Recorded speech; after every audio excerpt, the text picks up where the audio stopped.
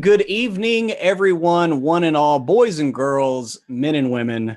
Lend me your ears and your eyes to this lovely and beautiful crew because we are going to entertain you tonight. It's Starward Bound on WebDM. It's Twitch. It's 6 to 9. It's where it's at. Before we get started introducing cast and crew and a recap and getting going, let's just run through the numbers right quick. We got a big one this week. We are now officially sponsored by Tabletop Loot, your go-to source for all things tabletop. Well, at least dice and like mugs and shirts. But right now, if you were to use the coupon code WebDM15, and we're going to get that in the chat for you off to the side, that's 15% off dice, mugs, and shirts into perpetuity. So use that up, enjoy, and support our sponsor to keep them our sponsor. I myself will be rolling some tabletop loot dice tonight, so hopefully I will hit one of the players with a hit from that. And anyway, also, Amazon Prime, you got that? You got that free subscription? You should send it our way. If not, at least follow us, subscribe if you can, support the show. We want to see your beautiful faces back here every night, or at least your beautiful texting and typing in the chat window there. And the last little plug we're going to do before we get started here is Patreon. We have a Patreon. With that, you can get WebDM 6 days a week now with the inclusion of RPGN. And we have a big podcast coming up this Friday that I especially want to pimp out a little bit because we're going to have Satine Phoenix and Rudy Rutenberg there. So come on over. If you subscribe at the $5 level, that gives you access to the podcast. That's a podcast every week. Comes out to about $1.25 per, which is the average price of podcasts, give or take. So anyway, head on over there. You can get WebDM 6 days a week with Patreon added to that. So let's go around to cast and crew and get to talk to everyone. Let's start things off with Trey. How you doing this week, sir? Hey, what is going on, everybody? I am having an amazing time once again because, like I said, this is like my Super Bowl, man. So I've been waiting all week to slide into the skin of my half Kenzai monk, Dakul. You know, the dude with the gigantic fro with the white strip going down, holding the blades, looking awesome. Yeah, he was awesome until he had a run in with the Reaper. He was real close, but I'm hoping this time around I can make some smarter decisions and keep my butt alive. So I'm just happy to be here. Yes, sir. I am glad you are still alive because I didn't want to pay for new character art. Anyway, next we're going to move on over to Kiana. How are you doing tonight, Kiana?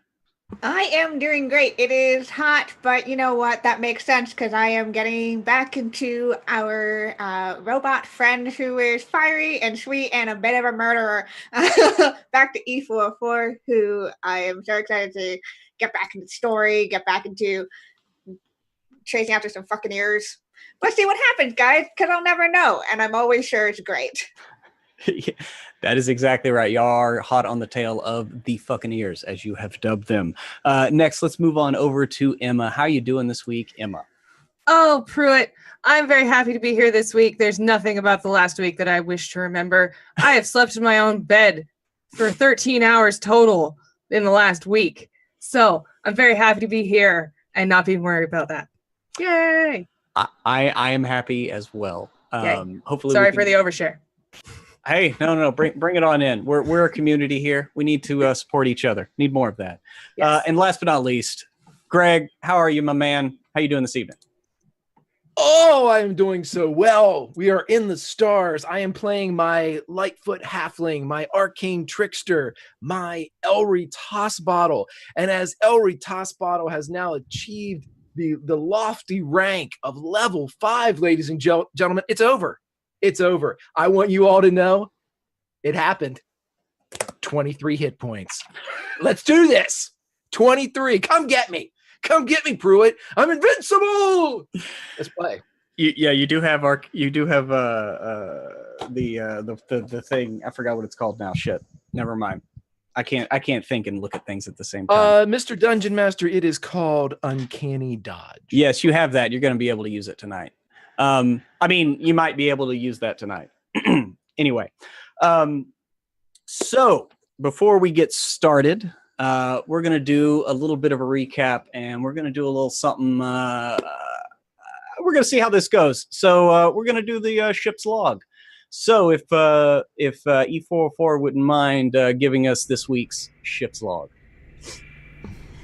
Opening data file 43961. Journey to Nero's 1 started off uneventfully.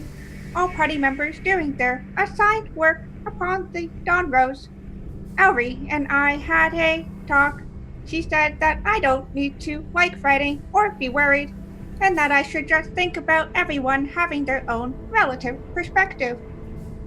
However, we spotted a ship floating towards us with no crew and severe damage to the hull.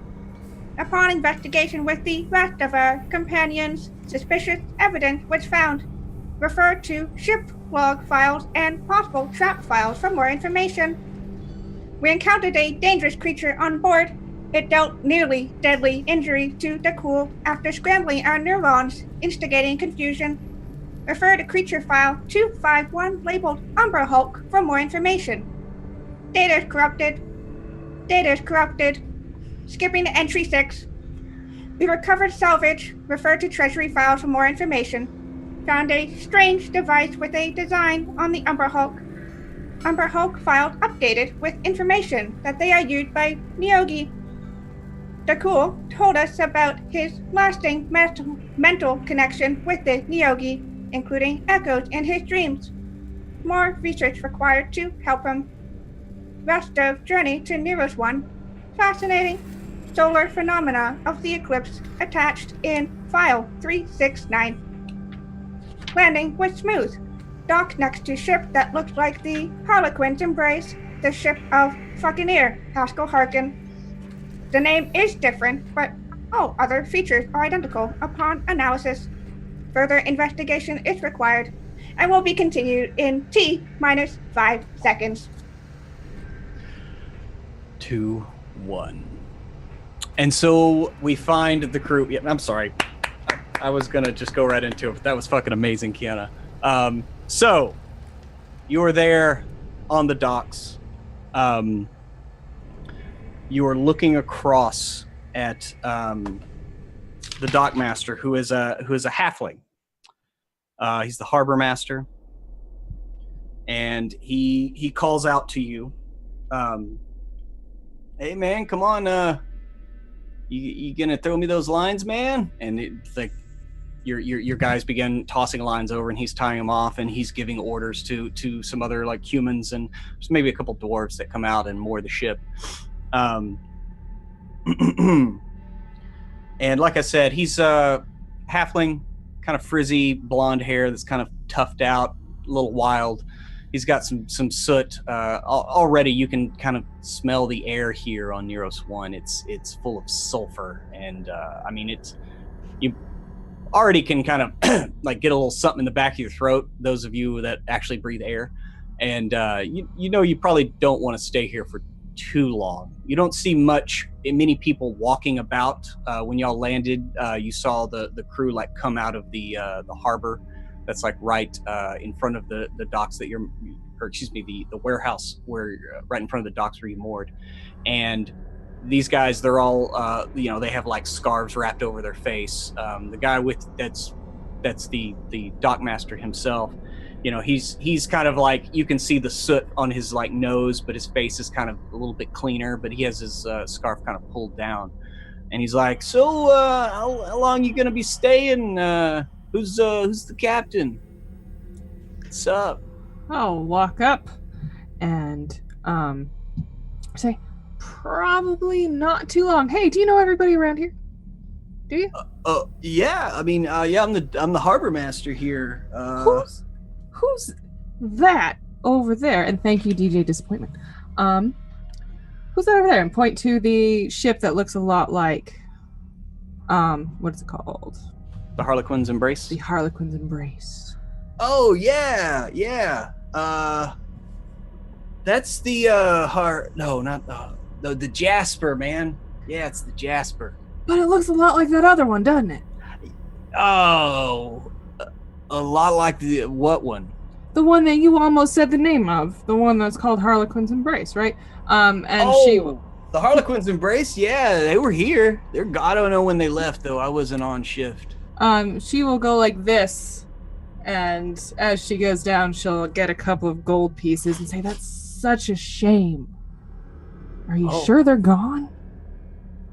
The Jasper? No. A Harlequin's Embrace. You're really looking forward to meeting them. Oh, yeah. And he kind of like looks around. He's like, yeah, if you could just go ahead and sign this manifest. And he's like holding up like a little pad that's just blank. Okay. But he's like holding his hand open like next to it. I will hold both of his hands very warmly and put 3 gold pieces in them. Yeah, if you could sign this, the Harlequin's Embrace, they like left like a day ago. Do you know where they were going? Or when they usually come back? I mean, like, it's hard to remember. I will make another signature and add 3 more gold. I don't know, like every like few months they've been coming through here. It's been kind of regular, like every I'd say 3 months. 3 months? It's hard to tell here, I mean, like we don't rotate, so the days kind of run together. I'm just staring at night all the time, kind of cough up black shit like half the time. God, that's awful. I get paid a lot, so I mean, it's worth it. If you feel good about it, you gotta take care of yourself, man. Oh, don't worry. I got a nice little plot picked out on Nero's 4, right outside of Forrester's Hollow. It's gonna be awesome. I genuinely hope you get there. Yeah. She will. Spiders. It's gonna be great. Wait, what? Spiders? Yeah, they like make silk and stuff. Like that's what they do there. I suppose they do. You're right. Well, I'm going to hold his hands and shake and say, now, which way did you say they went? 3 more gold? Well, I mean, and he kind of like looks straight up. He's like, well, I mean, there's only one way to go. Your manifest doesn't say where they were going? You don't know? We don't do. And he like flips the page like, there's no manifests here, man. We just gotta, sometimes I gotta take notes for people. But I mean, these are just.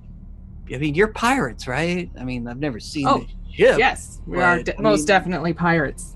I mean, this is, and as he's kind of stammering, in this time, you've seen coming up the docks here, a smallish figure, wearing a very fine red suit.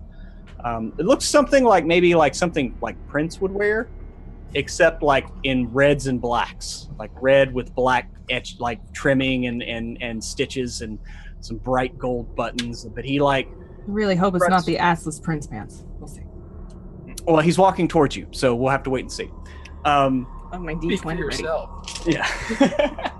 But yes, he begins walking up, and he's got his hands just like just kind of wringing them a little bit. And as he gets closer, you can tell that this is a gnome. He's balding on top. He's got kind of like a bit of a Jean-Luc Picard, a bit, kind of a band of whitish hair. And he's got just a wisp of facial hair below his mouth and a very thin pencil mustache.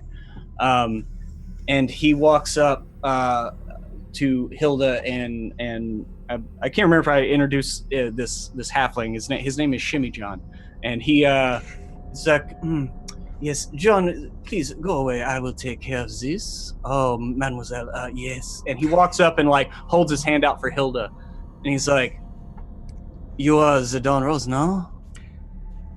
Yes, I am the captain of the Dawn Rose. Who might you be? Oh, surely you've heard of me. I am Benjamin Took. I am, shall you say, the proprietor of this town? When do you become a town, really? I don't know. That's one of the philosophers, I take it. Anyway, and he's still like holding his hand. Are you like? Did you give him your hand? Yes, she does. Okay. She trembles slightly as she does. He very lightly, very delicately takes it and gives it just like the lightest brush of a kiss. I have heard of this ship from rumor, and it is quite spectacular. As he's just like looking rather lewdly at your ship, but there's an air of wealth about this man. The way he gives you compliments, you see that, but he hasn't like really like looked at you, and he's like looking at the ship up and down. Yes. So, Captain, what is it? Hilgard. Captain Hilgard. Yes. So, what brings you to my little port? You're here for a bit of little drink, no? Maybe some time in the bawdy house. No, not me anyway. I'm sure I can think of a couple people who might. We're looking for a little R&R. We were particularly looking for the Harlequin's Embrace. We had a little bit of business with them. Oh, with the Harlequin's Embrace, no? Yes, you just missed it, sadly. Less than a day, maybe? He left sometime yesterday. And you'd say y'all landed around like noonish. And, he left, what would be early evening yesterday. That's a real shame. Do you happen to know when they might be back? Who can tell these things, Sometimes it's months, weeks, who knows? Yes, that Haskell, he's a rascal, eh? No, I made a joke. Yes, I suppose that is linguistically, technically some sort of play on words. Yes. So, well, I'm so sorry we missed him. Yes. Surely you can stay. We have drink. There's an auction coming up, no? You want to see, maybe you could purchase something? An auction of what sort of things are you selling? Oh, it is certain items of power. So a few how you say curios that are worth a lot. You can come see. It's not much. It's only a few hours away. It starts. We like to start at early afternoon. Then we party all night. Everybody enjoys their things. What you say, huh? I will take a look at my compatriots here and try to take the temperature of the room and say, well, we have a little bit of business here, but you say the auction starts in a few hours. Yeah, like not even 2 hours away. Yes. Perhaps you want to put down anchor, as they say, and have a bite. Well, I think we're gonna eat on the ship. I got a little hamster I gotta get back to. It's a really long story. You don't like hamsters, Do you? I hope you don't. Well, it depends on the type, you know. Yeah. Well, I'm not going to touch that with 10-foot pole, but I think we'll see each other again. She gives him a little smile. Oh yes, just head over to the shipyards, and he motions to what would be the far side of the cove itself, where the other dock is actually. It's like a shipwright, like ship repair warehouse, and he kind of motions to it off to the side. But yes, you can go and drink at the empty cups. It is, it is where the rabble goes. I would prefer you meet me at top brass. And he motions directly behind him to a very low, squat, but fine establishment. The one off to the side is a couple, like 3 stories, and it looks like it's barely holding itself together. But you can hear the sounds of revelry coming from there. And of course, we have the house of, how you say, ill repute. If you have those that have been at space too long, no? Yeah, familiar with those. A little too familiar. Thank you so much, Mr. Took. I'm sure we will see you very soon. Yes, Bindamin Took, you asked for me, and I will be there, especially for you, madame. And he turns on heel and begins walking away. You see that his pants are complete and whole. And as you're checking, he turns over his shoulder right quick and catches you checking his out his bum and gives you a sly smile. Hilda giggles, turns bright red, and gets right back on the ship and says, Cole, I got a job for you. You see him on, you find him just like whittling or something. Like he's not even like making anything worth a damn. It's like maybe like he's turning a square block round. Baby steps. And he kind of like looks up, all of his bulk shifting. Oh, what's that, Captain? Oh, the accents. They're delightful. So, Cole, I want to get you together with everybody else. We need some strategy here today. I think that very charming gnome wants our ship, but we also want to see what he has. So we need to make sure the ship is secure as it possibly can be before a lot of people leave. So what do you all think we should do? Well, I mean, I've never been here, but looking around, I would just say if we posted guards, very, and he turns around to casters, conspicuously, that might deter any possible thievery. Anything else we can do? Is there anything we can do to make sure that the ship does not take off or go anywhere? I mean,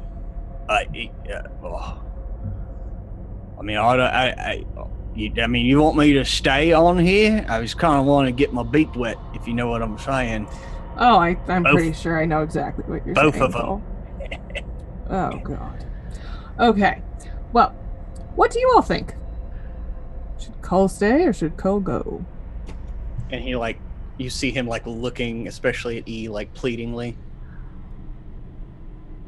I, for one, believe that he should come with us. It is no better way than to get to know our fellow brethren, and in the arms of controversy and or combat. He would be a magnificent asset.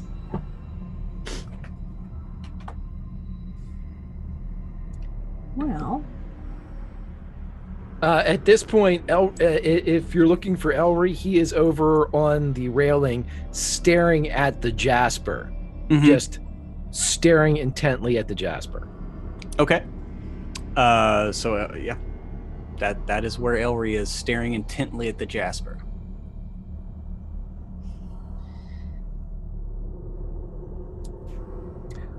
Hilda will go up to Elry. Say, You thinking about that ship, Ellery? I'm thinking that ship's not named the Jasper, is what I'm thinking. It's an awfully pretty ship for an awfully ugly name, don't you think? Yeah, it's not even its name. They're saying that they left yesterday. You remember how long it took us to get down here? That means we literally would have passed them as we were on approach. We didn't. That is true, Ellery. Well, why don't we all go check this auction if there's anything interesting there? You can check out what you need to check out. You think? Let me ask you a question, Captain. If you wanted to disable one of those seats that you guys sit in, exactly how would you go about doing that? Would you saw off one of the legs or... Well, personally, I just melt it, but... Melt it? Maybe. Yeah. Let's get Xander in here. He might know. Captain, I hate to keep telling you this, but Xander's dead. You're the only one that can see him because you're a cleric. And then at that moment, Xander walks up. He's like, "Oh, yeah, did you say my name, Captain?" Yeah, Xander. If we wanted to disable the pilot chair, how do we do that? I'm so sorry. And Ellery, he extends his condolences. Okay, and he slowly turns away from Ellery. Well, I mean, if you're talking about the Dawn Rose, it's a little different than your normal spell jamming helm. So I mean, I would have to look at it to get a better idea. I mean, if you're talking about a normal spell jamming helm, mostly there's all kinds of runes and usually use some focusing crystals, things like that, to channel the energy. So, if you pop out a few of those, it seems like you'd be able to sabotage it pretty well, stuff like that. Interesting. Well, I might have to convey this information to Ellery somehow. Well, I mean, he's standing right.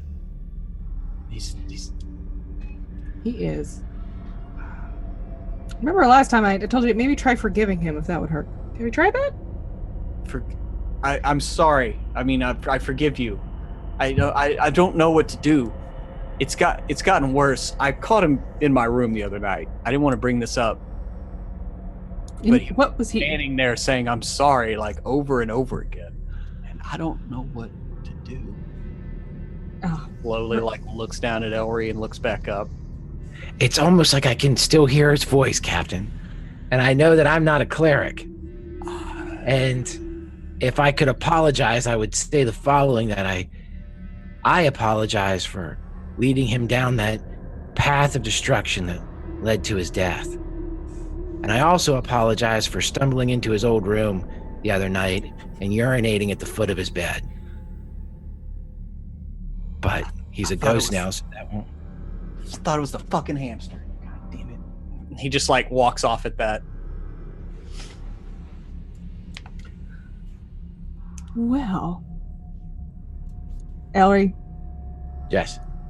We're gonna have to deal with this whole thing at some point. You do know Xander did this himself, right? He did it himself. Exorcist. Okay. I have done a couple of those. They're interesting. We need a young cleric and an old cleric. And no offense, Captain, we've got you, so we need to find somebody that's green in the holy symbol and bring him in, and we can get rid of this guy. He's going to turn evil at some point. He'll start by scaring people, and then he'll misplace stuff, and it's all going to go downhill from there. I've noted your concern, Ellery. Thank you. So. But yes. What's the plan of action here? I'm thinking the plan of action is Ellery can sneak onto the Jasper and try to disable their ship. If I'm picking up what you're putting in. Yes. I like that idea. I'm proud to be a part of it. Excellent. Well, Captain's orders. I think it's a great idea. Rest of us, let's check out this auction. and get as many visible guards out on our ship as possible. Yes? Okay. Yeah, I mean, you had about 15 crew before you went to Keeper Station off of Nero 7, and you picked up 10 there. I mean, if you just you could just have most of them out on deck, just there. It just depends on how many you want to allow to either come with you or off the ship. I think we can bring Cole with us. Okay. And then the rest of them can be about half of them on the ship or on deck, and about half of them in strategic areas. So like the pilot's room, if we have like a magazine or something like that. Mm-hmm. And anywhere else that seems strategically important. I'll let Ledbetter deal with that sort of thing. This is tedious. Yes. Yeah, I mean, Captain, I'll take care of it. Yeah, you just go about it, have fun. Whatever you do, don't make a deal with Took, and don't trust him. Oh, of course not. He's a slimy gnome. Might think they're cute, but I'm not stupid. Yeah. All right. Well, let's go to this auction thing, shall we? Okay. So the auction is on the it's at the far end of the cove, in front of the like I said, in front of the other dock. There's kind of a warehouse / shipyard where they do kind of repairs, things like that. And he claimed that it was just over there. So as you're walking up the deck, or the dock, excuse me, one thing you're starting to notice is when you came in, there was a bit of a green glow kind of from all the buildings and on the ground here. And as you get closer, you start to realize that that's like some form of like phosphorescent moss that is growing. It runs everywhere. It forms the grass. It's running up the sides of the buildings, but it offers, basic light. You see no other real lights. You see lights from inside the establishments as you're coming up.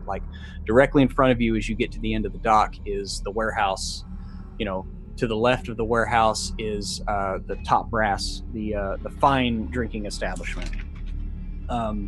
And then to the right of that main dock warehouse is what he called empty cups. And he said that's where all the riffraff get to drink. Next to that is the whorehouse, and then further on down is just the shipyards. So if you want to head straight to the shipyards, we can fast forward over there. It will also, just so you know, it will take you as you're walking over. You realize you're walking right towards the docks where the Jasper is docked, and you see a few people on deck walking around. Looks like they're stowing stuff down in the cargo hold. There's some supplies, boxes of something that they're loading on and putting down into the cargo hold. Okay, Mr. DM, I have a question. Yes, sir. Okay, this involves the interesting gravity wells that we have here in space, and also the combined use of two spells, Mage Hand and Unseen Servant. All right. Okay. So you have told us before that whenever we kind of moor up to a dock, if we were to jump overboard, we would hit some type of equilibrium balance at about 2/3 of the way down the ship, where we would kind of bob like a cork and come to rest as if we had hit the ocean and we were... Yes, in space, yes. Okay, here at the dock, that's my question. No. There's water here. This is a caldera of a volcano that is filled with a lake. The water. Oh, okay. Yeah. I might have brushed past that when y'all came into land. But as you get here, the water is kind of brackish. You don't think you would want to drink it outright. But no, this is actually like a lake that is inside of a caldera of a volcano. Okay, well then in that case, as soon as you guys are going to kind of pass by the Jasper, if anyone happens to look out into the water, you would see perhaps an inch and or two of a long reed as it cuts through the water from the point of origin being the Dawn Rose towards the Jasper, being propelled by an unseen servant and a mage hand that are dragging a very light halfling under the water. Okay. All right. So you're going in under the water. Is it boiling? I mean, I'm not going to jump in the water. No. It's not boiling or anything. I will say that the water is warm. It is not quite boiling. It's not like jacuzzi or anything, but it is warm. And you can tell, like, just by the little bit that might like leak in the corner of your mouth or something. Like this isn't. You don't want to drink this. Like the last thing you want to do is probably drink this water. Like liquid fart, right? Yeah, but so go ahead and give me. Are you coming up for like directions or anything, or did you because the other thing is like it's once you get down here, you can't really see. Right. And so before I went underwater, I told my unseen servant I wanted him to go straight. Okay. And so as I go down, my unseen servant, who is of course unseen, can see and take me straight with the assistance of mage hand, which is pushing my feet. Gotcha. Okay. Yeah. So them combined, they can take you right along underneath the water. The crew, y'all are walking. Whether or not you see this, I mean, that's up to you. You know what he was doing. Maybe you don't. So on the way over there, Elry, you feel like something bump against your leg, but that's it. Nothing else happens. And then after a while, you did you have your like hand out? Do you have your head out? Like, how are you traveling under the water? I'm traveling with a length of tube that I'm breathing through, and I'm being taken straight until I hit the submerged section of the Jasper. Yeah. Okay, I was just wondering, like, is your head first? Do you have a hand out, like, in front of you and under the water or anything like that? It's kind of like hand up, mage hand's pushing, the unseen servant's pulling the hand, on the back, looking straight up, just underneath with the tube kind of up. Yeah, so after a short time, not too long, you eventually, your hand bumps up against something, and you kind of bump into something. So, what do you do? And he's just going to pop out. He's going to kind of get up against it and pull himself up so he can look. Okay. Yes, your unseen servant has done an admirable job of staying straight, and you hit the side of the ship a little bit past halfway towards the back of the ship, maybe about 2/3 of the way back on the ship. Okay. And you just kind of like have bumped up against that, but of course it kind of bowls out a little bit above you. It looks like it's a little light in the water right now. Okay.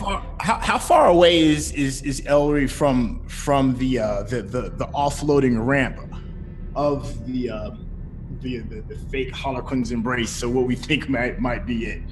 Like, is the where everybody unloads and gets off the boat? Is it on the opposite side of where he is, or is it on the same side as where he is? So where the dock is, like if you can look at the picture that is being displayed right now, it is on the left side of the dock. So its starboard side is to the dock. That's where they're loading. Elry just came up on the port side, the left side of the ship. And so he's on the outside of the ship. And the ship itself is probably about 50 feet out into the water, away from the shore. All right. And you said that we are aware. We did see his soda straw bobbing over to the ship, right? I don't know. Give me a perception check. I mean, he never said out loud what he was doing, so. Right.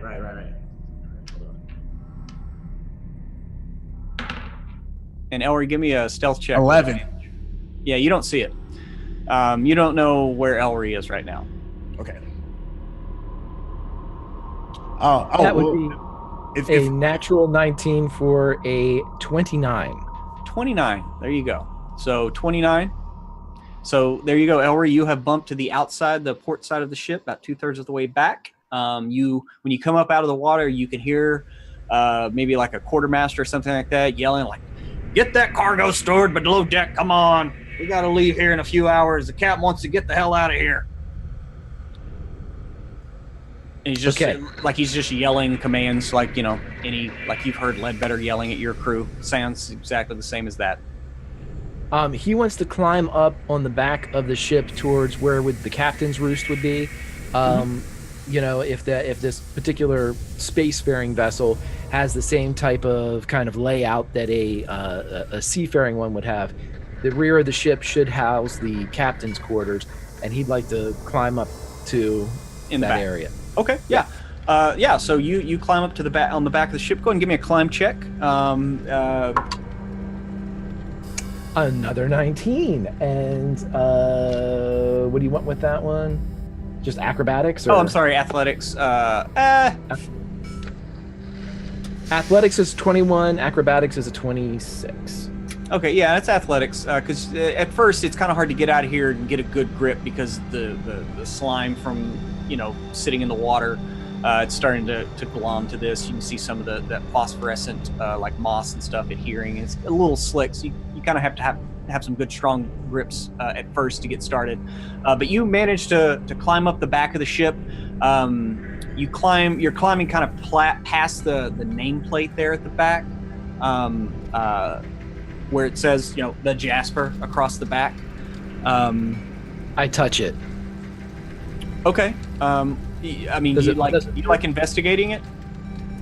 Yeah, I'm like touching it to see if it moves, if it's fastened securely to the craft. Okay, yeah, no, you can tell that this plate has been recently like pried off and it has been messed with. It is not entirely like tight in there, and you can see the marks from like maybe a crowbar where it got plied off. And yeah, but other than that, it's just kind of a metal plate that says the Jasper. I knew it. Okay, he wants to just peek in the back, and you guys can switch back to the other group as he wants to just. He's using 2 to climb. The mage hand is moving up, and he'll use that as a handhold. And then the unseen servant is pushing him from behind so he can get and assist in his climbing a bit. Okay. And he wants to peek into the back of the captain's quarters to see what he can see. Okay, Elry climbs up a little bit and he peers over the edge, and as his eyes go wide with what he sees, we're going to cut back to the shore. And Hilda, you and I guess it's Dakul, E, and Cull, you're walking towards the pathway here that leads from the docks up to the shipyard. Hey man, Helion's with us too, man. Oh, is Hellion? Okay, Hellion's with you too? All right. Absolutely. I got one question about Hellion. Is he still the size of a Cocker Spaniel? Yeah. He's about the size of a Cocker Spaniel. And is his training enough that I don't have to carry him, that he can follow us, or do I still need to carry him? You're gonna at least. Yeah, he does try to like run away because you have not specifically told me that you want to train him to stay with you. Okay. And I'll just go ahead and let you know, like whatever you want to train them, like go ahead and let me know, and we'll kind of go through it and do animal handling to train them up. But no, he'll stay with you sometimes, but you know that he has a tendency to bolt. Normally you're on the ship and you got to look for him for a few minutes, but. Okay. All right, so he's still on my sling. Across my back. Okay. Sword then. All right. Cool.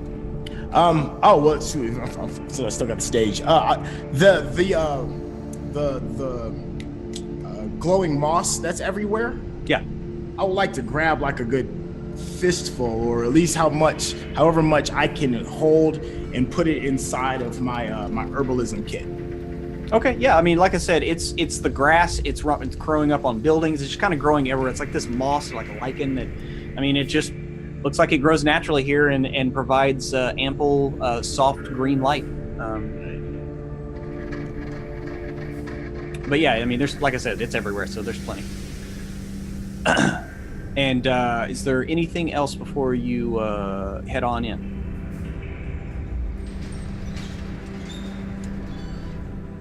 I don't think so. I'll just tell Cull, behave yourself and don't bid on anything. You ain't actually paid me yet, so I don't think that this will be within my price range. And I haven't drank yet, so don't worry about that. No. Excellent. So as I've been learning from the cool to center myself. So I'm working on that. I admire your progression as a being. Very good. Oh, and speaking of that, as of course, with Dakul being who he is and on standby and ready for everything, he is going to have some of his herbs on standby, pre-lit, and he is going to be enjoying toking and smoking and walking. Okay, so you're toking and smoking and walking. Cole casually tries to engage E in kind of almost like an awkward conversation. Like he's always been trying to talk to you, but he doesn't really know how. It's almost like he's like shy around E sometimes. It's kind of weird.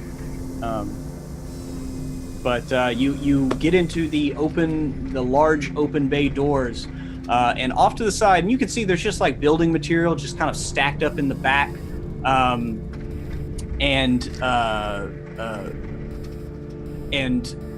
off to the side they have like a small table, and it looks like there's a group of maybe like 15-20 chairs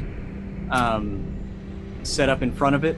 But there are a few items. There's a few items on the table, 3 or 4. Looks like it's hard to tell from here. It's about 100 feet away. There's it's kind of roped off. There are a few guards like around it looking. But you also see others milling about. Looks like there's some pirate types, maybe a little bit better off for money. There's a few dragonborn. You also see what looks like a hippopotamus that you've heard of these. They're called GIF. None of you have ever seen one. It's basically like a hippopotamus man. He's got a head that looks like a hippopotamus, body of a human, kind of bulky, a little rotund, but he's wearing a very fine like naval uniform. He's got more medals than you've ever seen on one human being, all on his chest, proudly displayed ribbons with braids running under the arm. He has like a large golden like cutlass, like it looks like it's made of solid gold. And then in a bandolier across his chest, you see like the handle of something. It looks similar to what Haskell Harkin was using, but not. It's very, very plain looking, like a wooden handle, like metal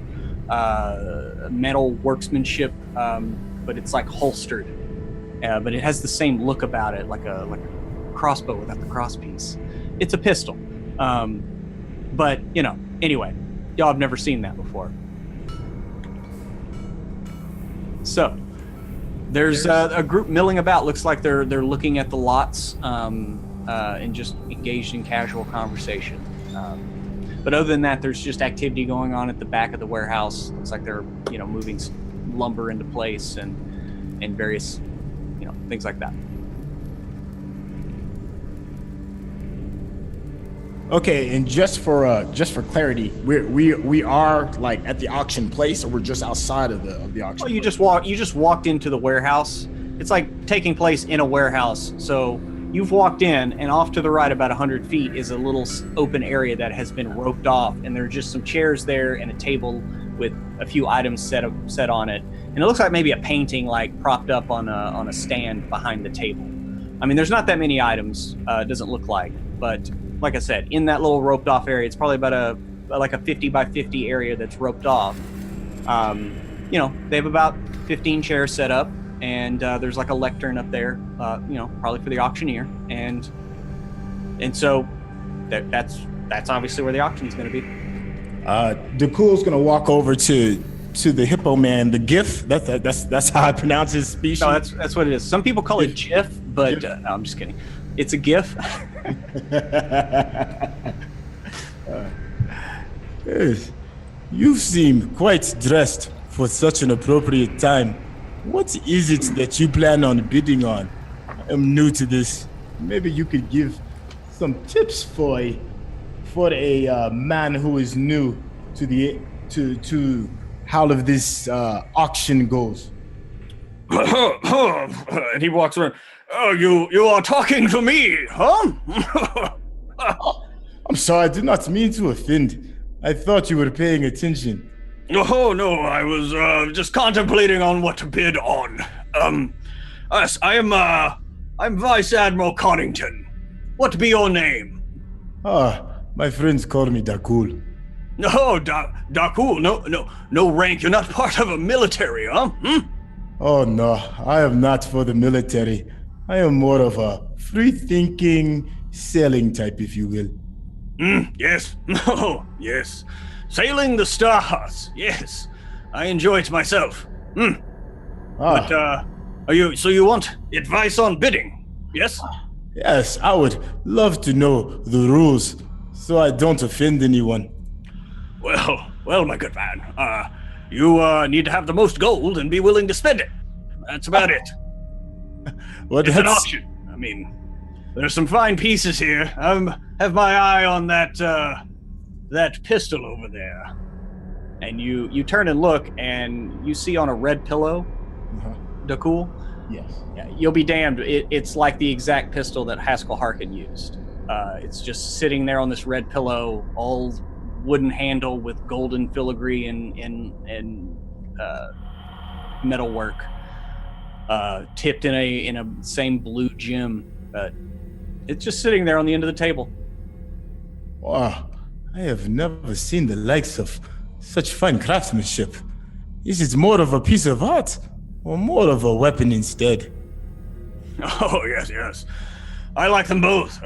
All of my weapons are pieces of art. I mean, look at this. And he unsheathes this golden, shining scimitar. Like, it almost hurts to look at. You're not sure if it's ever drawn blood. It's very finely crafted. And he kind of whips it around. It looks like he maybe at one point was a fine warrior, but those days are in the past. But he manages to put it away without cutting anything off. And he's just he's standing there, sees you looking at the pistol there. That is a fine piece of weaponry, sir. Yes. I had to tell them what to call it. They'd never actually seen a pistol, although I have never seen one of this make. It does not require powder, steel. What? Does not require powder or steel? Then how does it function, sir? No, it's a feat of magic, they tell me. I hope to add it to my collection. Oh, so it is a magical pistol. Is the one... Now, okay, we're talking about the one he's holding, right? Not the one on the ring. No, I'm talking about the one on the table. The one he has in his holster, like, it looks like an old flintlock pistol. Like, it is for all intent and purposes, it's a flintlock pistol. You see a little powder, like a horn. You're not sure what's in it, but he has like a little bit of accoutrement on his like sash/holster, right? But it's more functional. Like, it doesn't have all the gold and everything that this device sitting on this pillow. And the one that Haskell Harkin shot at y'all, it is not. That looks a little bit different. Okay, is this a one of a kind, or is there somebody who is creating such fine pieces of weaponry? Oh, I hope to find out. It's one of those things, those mysteries of life. Things like this pop up. You have to grab them up, son. You can't just let them pass you by. You have piqued my interest. Yes. Not that I would ever bid against someone of the likes of you, but I am certainly interested. Your own personal weapon that you carry with you, do you mind if I look at it? Oh, by all means, yes. And he like pulls out this flintlock device, and it has the smell. You've never smelled gunpowder, but it has a distinct aroma of freshly shot. But it's also very finely oiled. He takes quite a lot of care of it, of this weapon, but it's a single shot flintlock pistol. Okay, I was gonna say, let me do a perception check of anything that seems odd or ill or even closely related to the pistol on the pillow. No, it's a completely different design. It's completely different craftsmanship. Other than the general shape that they are pistol shaped, that's about all they hold in common. Like, this has an actual barrel. You can see all the compartments. When you look at the pistol on the table, like, you look at the end and it's just like ends in a round crystal. Like, there's no actual barrel. And you remember when Haskell Harkin bust in and he's firing this thing off and hitting people, like, there's like these jets of blue light coming out of it and slamming into I believe he shot E a couple times, and so yes. Ah, Vice Admiral, I am so curious as to what brings you all the way here outside of this auction. What boats did you come in? It seems like such a far away place. Oh, yes, it is. Well, my circumstances are, well, shall we say, temporary. I hope to return to the Majesty's fleet soon as I can clear my name. Oh, you seem to have gotten yourself in a bit of trouble, I see. Yes, the Admiral's wife, to be specific, if you know what I'm saying. Like I said, son, if you see something good, don't let it pass you by. Reach out and grab it. Yes, words to live by. It appears your penis has gotten you into trouble. Well, yes. Yeah. And he kind of blushes at that a little bit, and he kind of turns to politely, like, excuse himself from the conversation at that. Oh, I need to work on my people skills.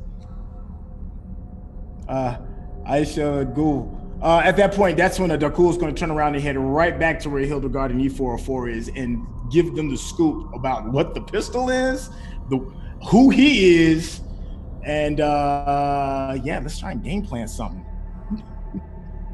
Okay, like I said, this little roped off area, there are guards like at every corner, and they're all just like quietly just staring at you all.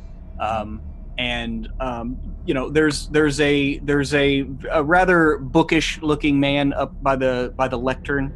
He looks like he's got, you know, glasses on the end of his nose. He's just kind of looking at a book, or you're not really sure, something that's sitting on the lectern. But like I said, there's just a table up here. There's a few items on the table itself, including you see the pillow on the far left with the pistol. Next to that on the table is a large triangular, for lack of a better word, it looks like a scale. Like y'all have seen like dragon scales before, things like that. But this thing is about the size of like a large tower shield. I mean, it's got to be at least like 4 feet tall and like 3.5 feet wide at its widest, and kind of makes a general kind of like a guitar pick almost shape, but it's sitting there. It has a curve to it. It is curved, and it is, for lack of a better term, like it does not even like reflect light, like the torch light that is in here and the lights that they have in here. It's like that color, like what is it, Vanta black? Like it's like it absorbs light. It is so like dark that. But you can kind of look at it and tell, you know, there's that. There's also it's probably about 1 foot by 2 feet. It looks like for lack of a better term, like a control panel. It is like wood and metal construction, very finely made. There are a few like buttons, dials, some gemstones, things like that, or a few readouts. On it, there is a 6 by 6 inch screen on it that is dark, but it is sitting on the table as well. And at the far end of the table is a reddish black, for lack of a better term, egg. It is sitting in a box at the very end of the table, and then behind the table itself is, like I said, the stand with the painting. The painting itself, it looks like it is a red bricked room, like a dungeon, maybe. There are like chains hanging from the ceiling, and in the painting itself is a pale nude woman who is chained up, but her back is to the viewpoint of the painting itself. And but it looks like she's chained and suspended from the ceiling, and so that's the painting. And so those are the 5 objects that it looks like are on the docket themselves. And Dakul, while you were up there, you did notice that there are like small cards there are small cards like near the items up at the table. Okay. Hilda, E4. I talked to this gentleman, the funny hippo-looking man. He says that pistol that is on display is a prized possession. It looks quite familiar. Like, I think that is the same pistol that Elry was looking. Wait a minute, where is Elry at? And so we're going to cut back to Elry. Elry, you had just ducked your head up, looked in the back window of the ship into the captain's chambers, and you see a middle-aged man, graying hair. He's got a pot belly. He's not wearing any pants, but he's wearing like his captain's shirt and a vest, no hat, and he's just kind of look. You're not really sure what he's doing. It looks like he's like looking at a scroll or a piece of paper or something. He's got that in one hand. He's got a goblet, something. He's just kind of drinking. You maybe can hear the sound of like humming like a jaunty tune, but you've never seen this guy before.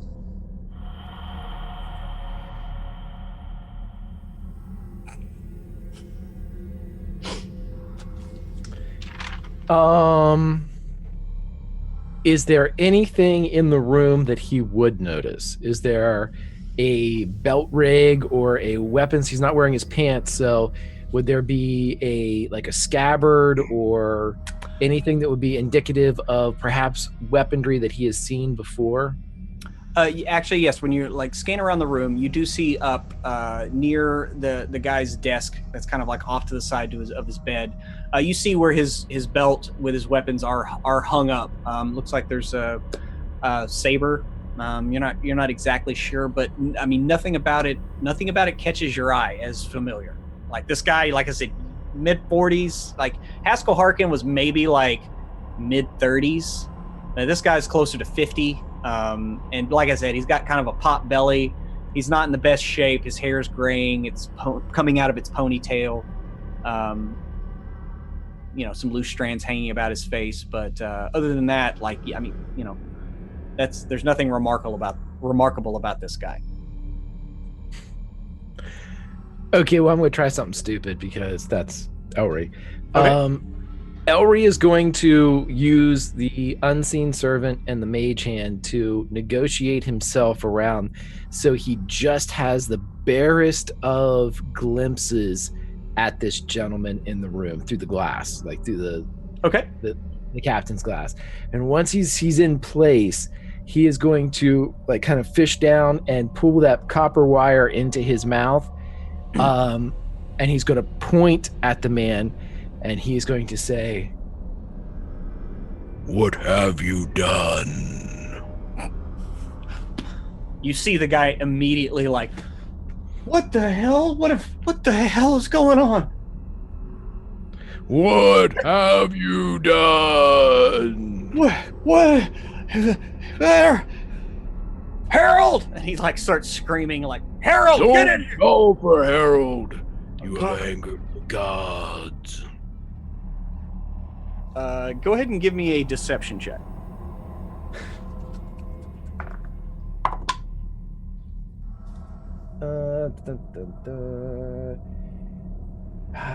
If I use luck, do I have to take the second roll, or do I get to pick which one I want? No, I think luck you have to take the second one. Okay, I'm going for it. Natural 20! Okay. That was a 9 to a 20. Okay. Yeah, the guy drops on his knees. I'm sorry. I did. And he's looking up what did I do? What can I do? What did I do? You made a deal with the Harlequin's embrace. Yeah, I mean, it's a standard deal. It's every time he's in the sphere. Speak your sins. What do you want me to tell you? It's not. How is it a sin? I made a little money. I'm gonna make some money. I hope it fetches a prize. Throw that sinful money into the sea. Well, I mean, I don't have it yet. I hope to make it. It's gonna in a couple hours, but I will. I promise. I'll throw it in the sea. Whatever I make from the fucking pistol, I promise. I'm sorry. I won't ever work with Haskell again. I promise. Please don't kill me. Confess your sin. Yeah, I did. Anytime he's in the sphere, he uses my ship. It's just smart. That's what he says, and he pays me for it. You know that. I mean, I'm always praying that he comes back when we're about to be run out of food and there's going to be a mutiny. But he came back, and hey, I'll let him use the ship. Please. And he paid you with what? It was like, well, I don't know. It was one of those pew. It was like it was a pistol. They call it a pistol. Throw the pistol into the sea. I don't have it. I put it up for auction, but I promise I'm going to throw the money. Whatever I make from the auction, I promise I will throw it in the it's a lake. It's not really a sea, but I mean, I can throw it into a sea. You know what I mean. What? You know what I mean. Yes. And only throw it in when you hear from me. Oh, okay. What? And whatever you do, stop playing with yourself.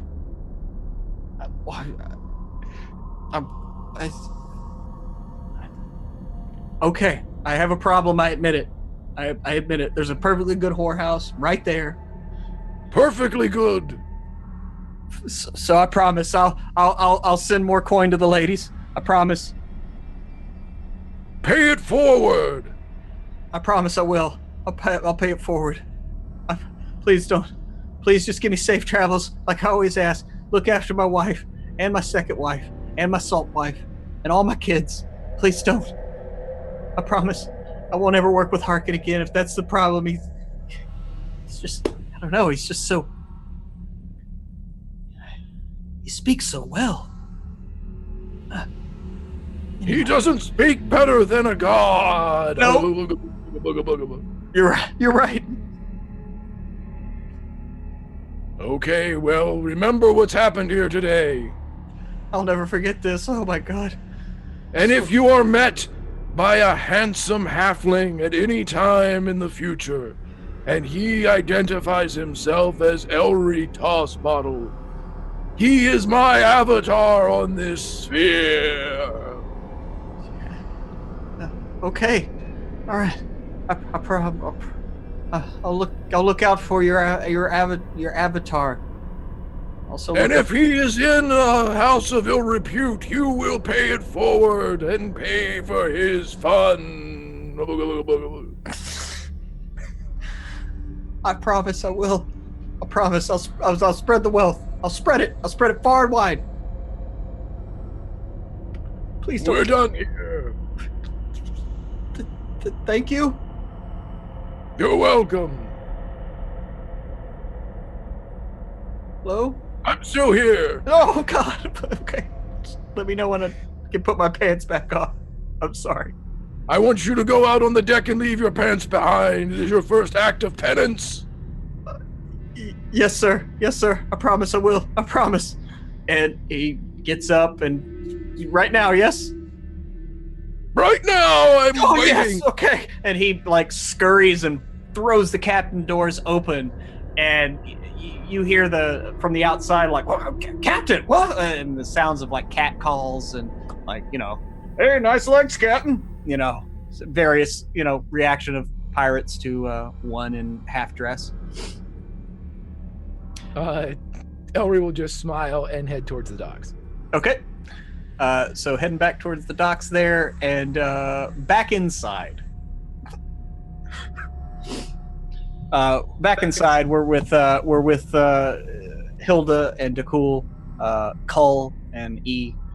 Right now, Cull is. So, how do you burn things? That was the weirdest fucking thing I've ever seen. I do not know. I assume it's from the internal cores and motors overheating to quite some capacity. I am not sure how it works, though. I have not been able to look inside. Maybe Hilda would know, but that would require taking apart my chest components. And you see Cole like nodding with the nod and the blank eyes of a man that didn't understand half the words you said. Yep. Okay, so you just got something wonky going on with you. That is one way of putting it. Yes. All right. Well, what we gonna do with what we doing here? And he kind of turns and looks at the rest of you. I want to look at those cards that describe what these things are. Yeah, you move up to the table, and it looks like there is a little information card for each item. Which item do you go and inspect first? Hilda wants to inspect the big scale shield thing. Okay. In that same motion, before you go, Daku will inspect the cards that give the details of the painting. It is too beautiful of a painting to not inspect. Okay, you're going after the painting. You're looking at the scale. E, are you looking at anything in particular when we go up there? I'm looking at the device thingy. The device? The okay. Screen. Yeah. Okay. So first we're going to start with the captain. Captain, you walk up and you see this giant scale, and the closer you get, like you can make out some details like as you get closer, but it's very hard to. And you do know that there are some light markings and scoring in it, but you get up to the card itself, and it simply says a scale of Hratzatha, main beast of the Toho sphere, excavated 10 years ago. Starting bid 1,000 gold. Oh. Wow. I believe Hilda does know about. Would she know about the name beasts? I mean, you have heard of the great beasts of the Toho sphere. In lieu of planets, it seems like a large cosmic menagerie kind of built. There are these massive beasts that just live in this sphere, and give me a history check. Alrighty. An 18. 18. Okay. Then you know quite a bit. Like, you see the name Hratzatha, and you're like, holy shit. Like, this is the beast that apparently eons ago ate the sun of the Toho sphere and subsequently died in the process. It lay dormant for a long time. About 50 years ago, a group of adventurers broke up some kind of, that there was something going on with some criminal organization that was using it as a base or something, and you just know that there was a big shakeup in the criminal underworld after that. And not only that, not a decade later, a previously unknown about offspring of Hratzatha was born out of the dead remains. There's wild accusations left and right how it happened, like whether it was Hratzatha reborn, whether it came out of an egg, whether it burst from the dead beast's flesh. You've heard many tales of how this happened, but you do know that, and it is the point of much academic study and knowledge, that there is basically like an infant cosmic beast that now roams the Toho sphere. Like, that is kind of, some people have heard about this, like, oh, there's a new beast out, and it's kind of a tourist attraction. To see the baby. Yes. The animal. Yeah. But yes, you do know that this is the famed four-armed beast. Imagine we'll get some art of it, but imagine Godzilla with four arms, basically. And this is a scale from the original one. Oh, it says a scale from Hratzatha. And I'll actually get the correct spelling in the chat here. So yeah, and like I said, it just says starting bid 1,000 gold pieces. This is a fantastic thing. I will call E over unless he's got her. moving over to Dakul, I believe he said he was inspecting the painting. At the corner of the painting, there is attached, and as you get closer, Dakul, there's just an uneasiness about you as the closer you get to this painting. Whether it's at the corner of your eye when you're looking at it and your perspective changes, like maybe some shadows shift in the painting as you move. It's kind of that feeling of like the painting's watching you, but you're not really sure like what about the painting is watching you. But as you move up to it, the card merely states, is the name of the painting, the Ashen Chanterelle. And below it, it merely states, a portal to another place. Starting bid, 25,000 gold pieces. Oh, God damn. Okay. That is certainly a heavy weight upon my pockets. With my fancy for arts and painting, can I do a history check on it? Yeah. Is there anything else that maybe in the back of Dakul's mind that may make this painting familiar? When we're talking about a portal and paintings, that's pretty incredible. Is there any additional information that he would have off the back of his mind? I mean, you could make a history check. All right. 17. A 17. I mean, you've read in your studies about various portals to other places.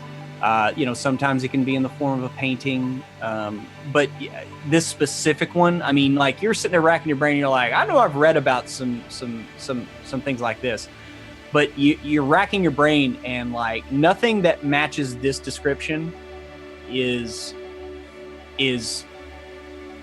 like coming up. How far am I away from the painting? Is it close enough to touch? No, it's behind the table. Like you're not allowed to walk behind the table. Like you can come up to the table, and but it is sitting on a stand that is like an easel or whatever behind it. So I mean, you can get close enough. You're within 5 feet of it. You're within like 3 or 4 feet of it, just on the other side of a normal like long table.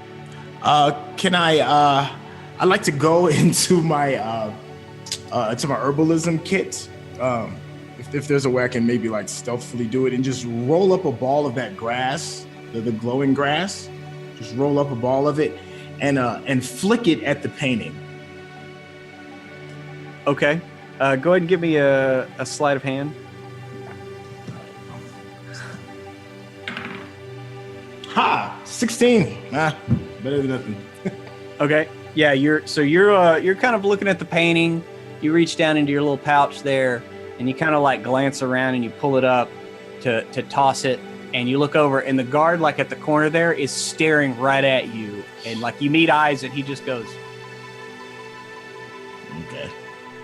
It won't, and he just goes, "It won't go through,"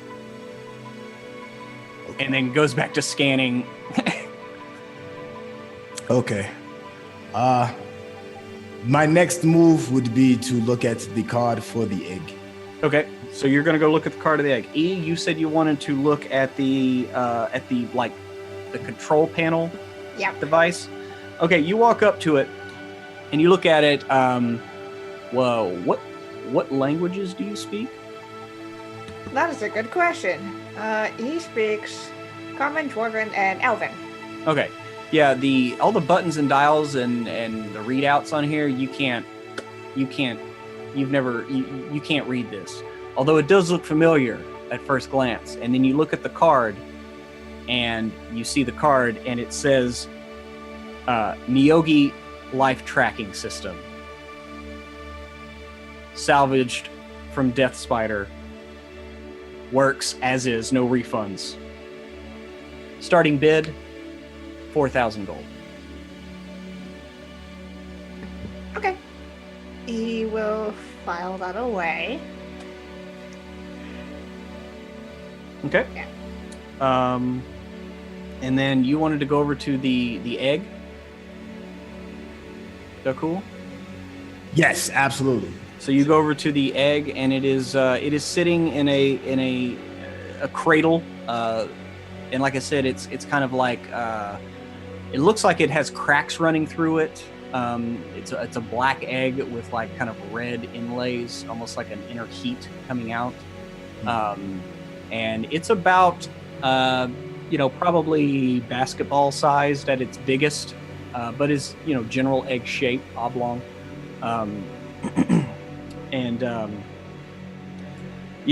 It merely states dragon egg, starting bid 50,000 gold.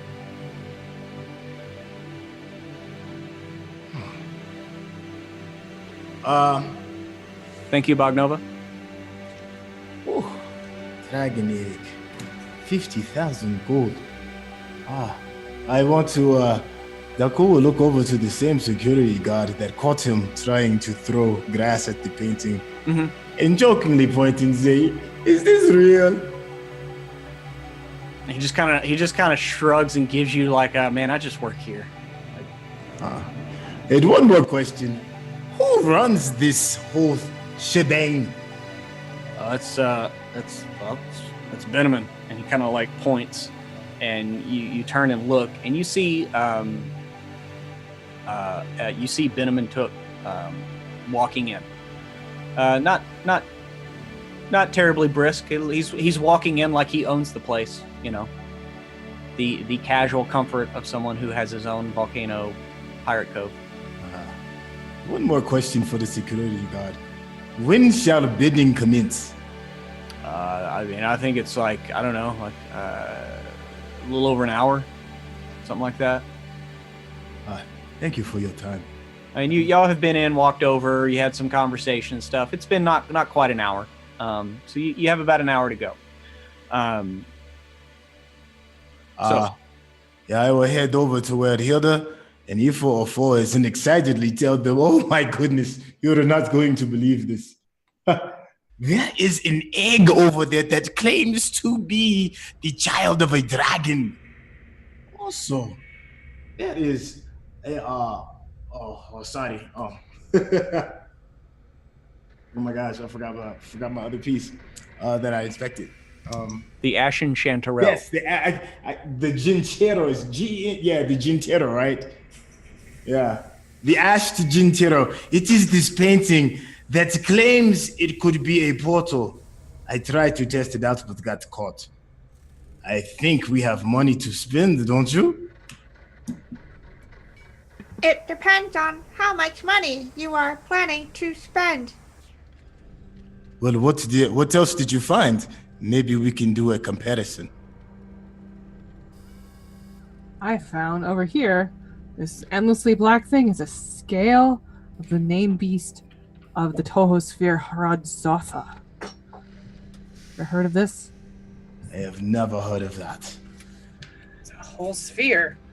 Bunch of animals. This thing ate the sun. Oh, wait a minute. This giant shield-like thing came off of a real beast? It is a scale, just a single scale of an incredibly large beast. I've always heard about them. I've always wanted to study them. They're amazing. Do you have any idea what it can do? I don't, but if it can stand up to, if it's part of a beast that survived eating a star, it's probably pretty hardy, pretty durable. How much? Starting at 1,000. That isn't that bad at all. The painting with dimensional portals is for 25,000.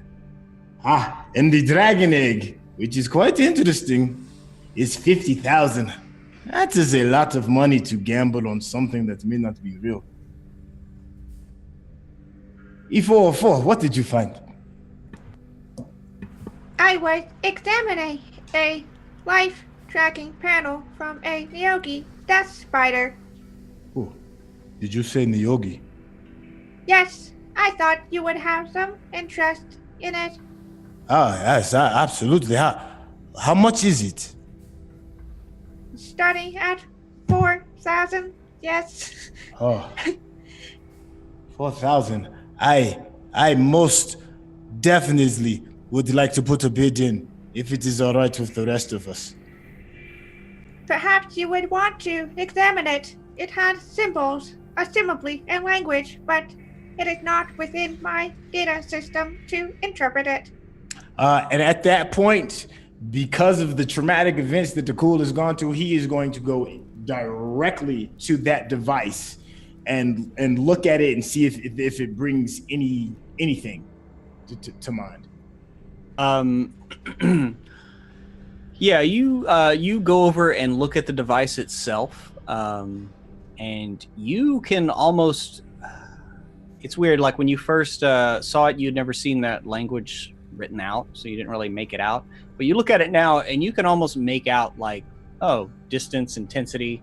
You know, like you can almost make out the words on each of like the dials and the little what looks like a glass panel or a glass pane. But other than that, you get a general. I mean, you would get a general feeling of uneasiness from this, because it is again, you look at this and it's like it looks like it's maybe like a quarter panel of that full spread that you flew. You know what I mean? Right. Like it's just like one of the pieces over here. Okay. Dakul's gonna come back to Hilda and E404. I must have it.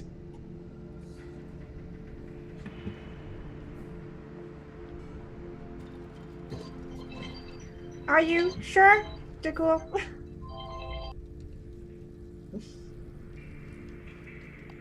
Yes, this is the first solid clue outside of my dreams that can point me in the right direction. If I can know where Nayogi are, then I can catch one and question them and figure out why they have chosen me to torment.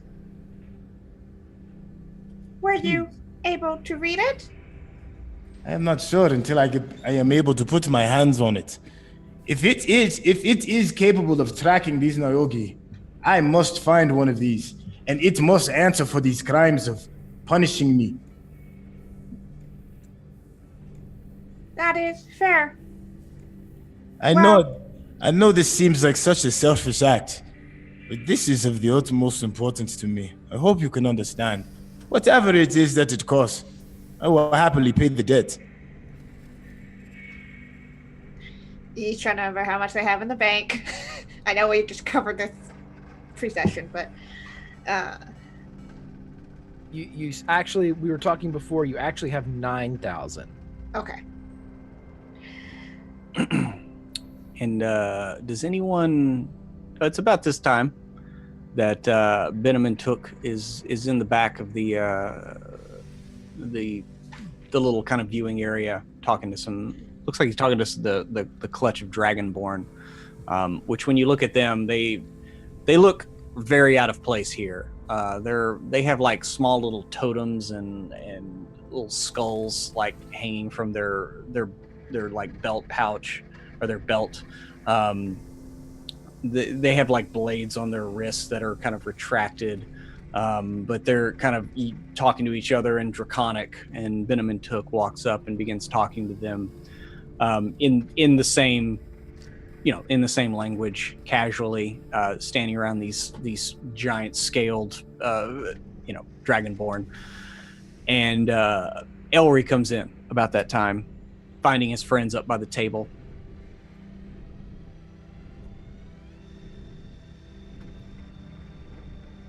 Oh, that is good. Where have you been, Elry? And he kind of smells. And what have you been rolling in? Calm down, okay? I was just checking out some stuff. I had to get a little wet. The water smells like farts. Ergo, I smell like farts. It's gonna be fine. I've been told it's gonna be fine. I can't believe you went to the brothel this quickly. Well, what type of woman were you with? Oh my goodness.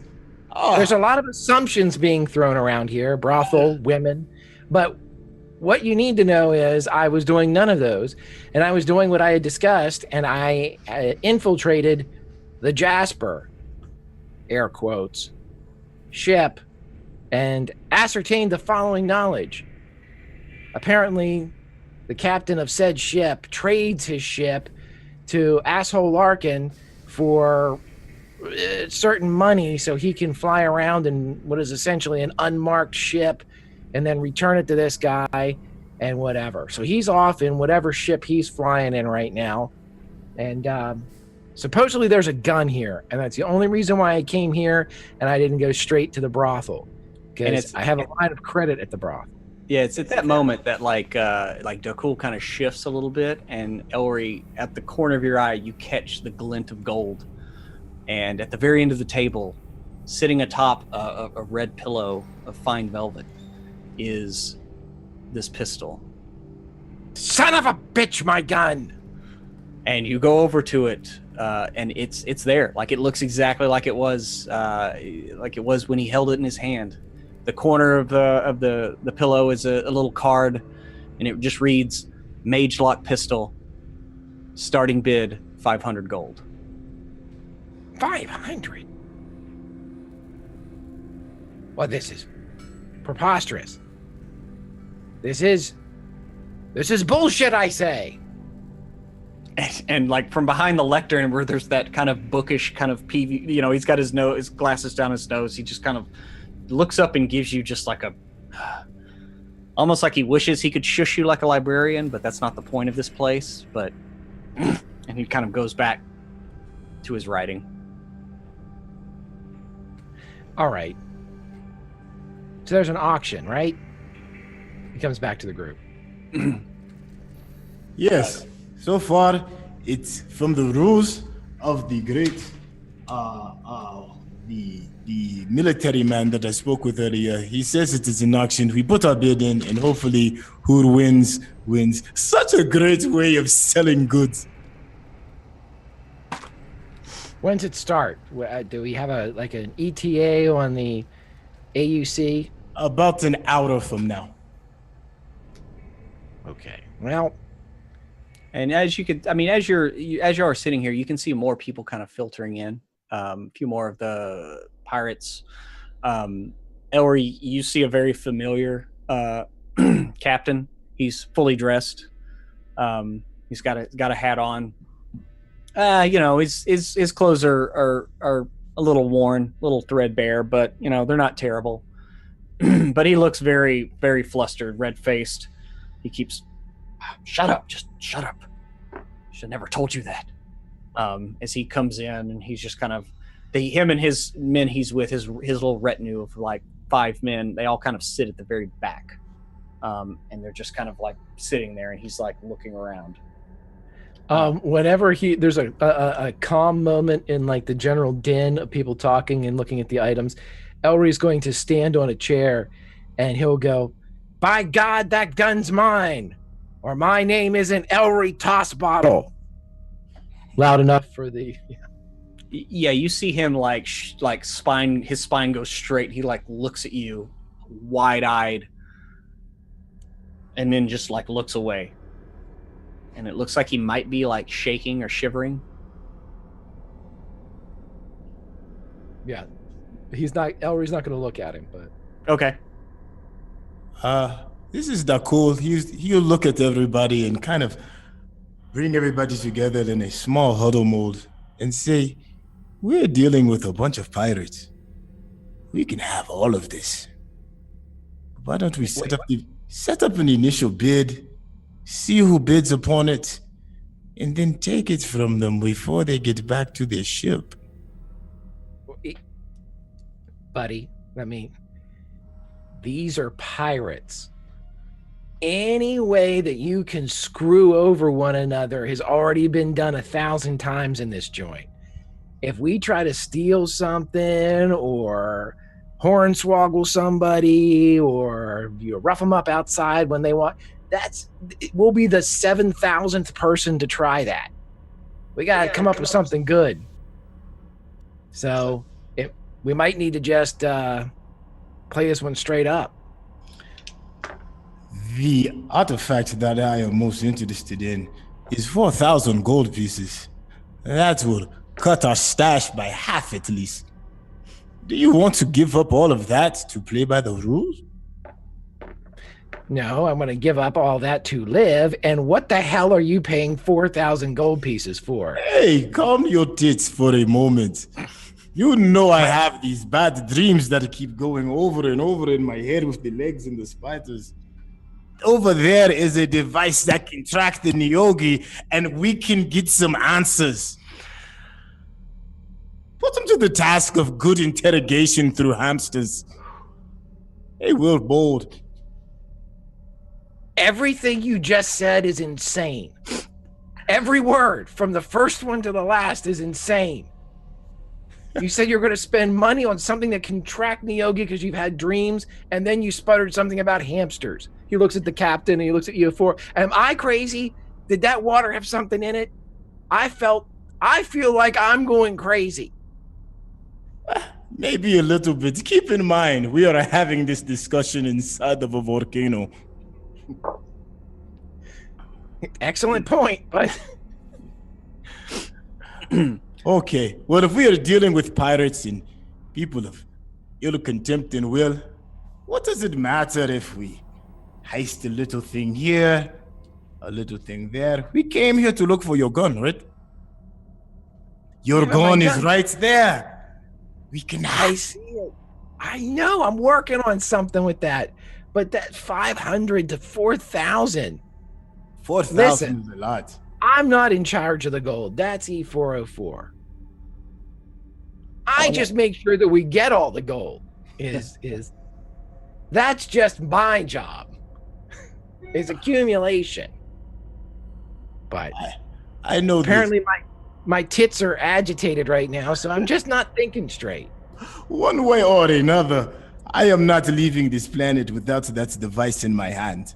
We can go through it through paying, or through stealing, or through other means. But I am not going without that in my hands. I'm getting a drink then. Let me know whenever I have to start cutting throats and or running. Hilda. Come along, Claude. And the invisible servant will come behind.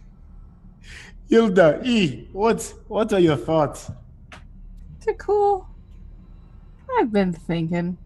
I think a couple things. First, I support and accept you. And I want you to feel better. And if that means you need to spend most of our gold, well, might be a little tricky, but if it leads us to more Nyogi, we could look at it as just sort of a front. We're buying this on credit so we can buy more stuff. But I think we need that gun. And I sure would love to have that scale. E, I think it would look amazing on you. What do you think?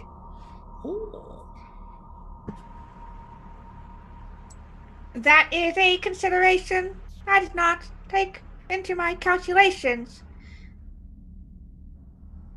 However, I do not know what our odds are upon doing another heist in the middle of a warehouse where everyone knows our faces. Yeah, I mean, at E's words, like, you look around and where you are in this warehouse, you are like 200 feet from any wall, right? It is in the middle of an wide open area, and there are guards all around it. There are guards at the door. You see guards over here. Like, as y'all have been here, more guards have come in as more people have filtered in. And actually, you look up and you see, it looks like Hilda, you see Venom and Took, he catches you with his eye, and he gives you kind of a nod, and it looks like he's maybe extricating himself from a conversation on that side. We would not only be going after the pirates here, but also the owner of the establishment, who is likely quite powerful. He is, but I'm not too intimidated by him. He thought he could give me a kiss on the hand and I'd give him the damn ship. Doesn't know what he's dealing with either. So, I don't know. I don't mind bidding. We could always try and get it back later if we feel like we really need it. Or at least barely see how expensive these things get. So, what do we bid on first? As we know, the Gif there wants the gun and will hike up the price likely. Well, I think we should bid on the gun first. It is the least expensive to start off with. At this point, Elry would come back with a half-gone drink in his hand. Who wants the gun? E? Oh, the one that Dakul was talking about earlier. I believe, according to my files, a GIF, I believe, are what they are called. I believe you mean a GIF.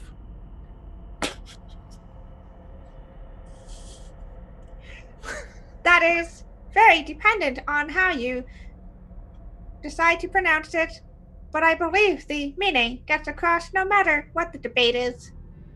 Now, I was on Tumblr and I was told by no uncertain means that it was Jeff.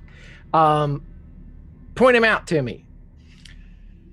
And he points out a rather large, somewhere between 6.5 feet, rotund hippo man. He's a bipedal hippo head, very large, meaty hands. He's got a fine white uniform with like gold braiding, more medals on his chest than you've ever seen. Like I said, he's got a drink in his hand, and he's telling a rather raucous story about the breaching of the Dawn Whaler, and his part in that battle.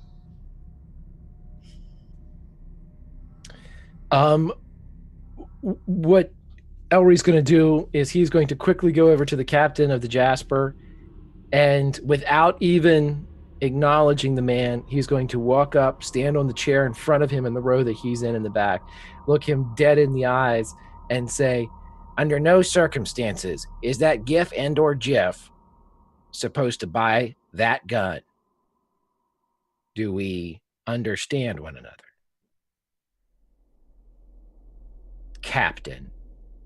And you see him, like, his eyes get wide, and a cold sweat forms on his forehead as you're staring at him, and he's... What do you want me to do? I mean... That's for you to figure out. Call it a penance. And Elry will return to the group. Okay. And he turns around as he walks away. He's like, okay, boys. And he like says something to his boys. And after a few minutes, like 2 or 3 of them go running out of the warehouse. It's another, another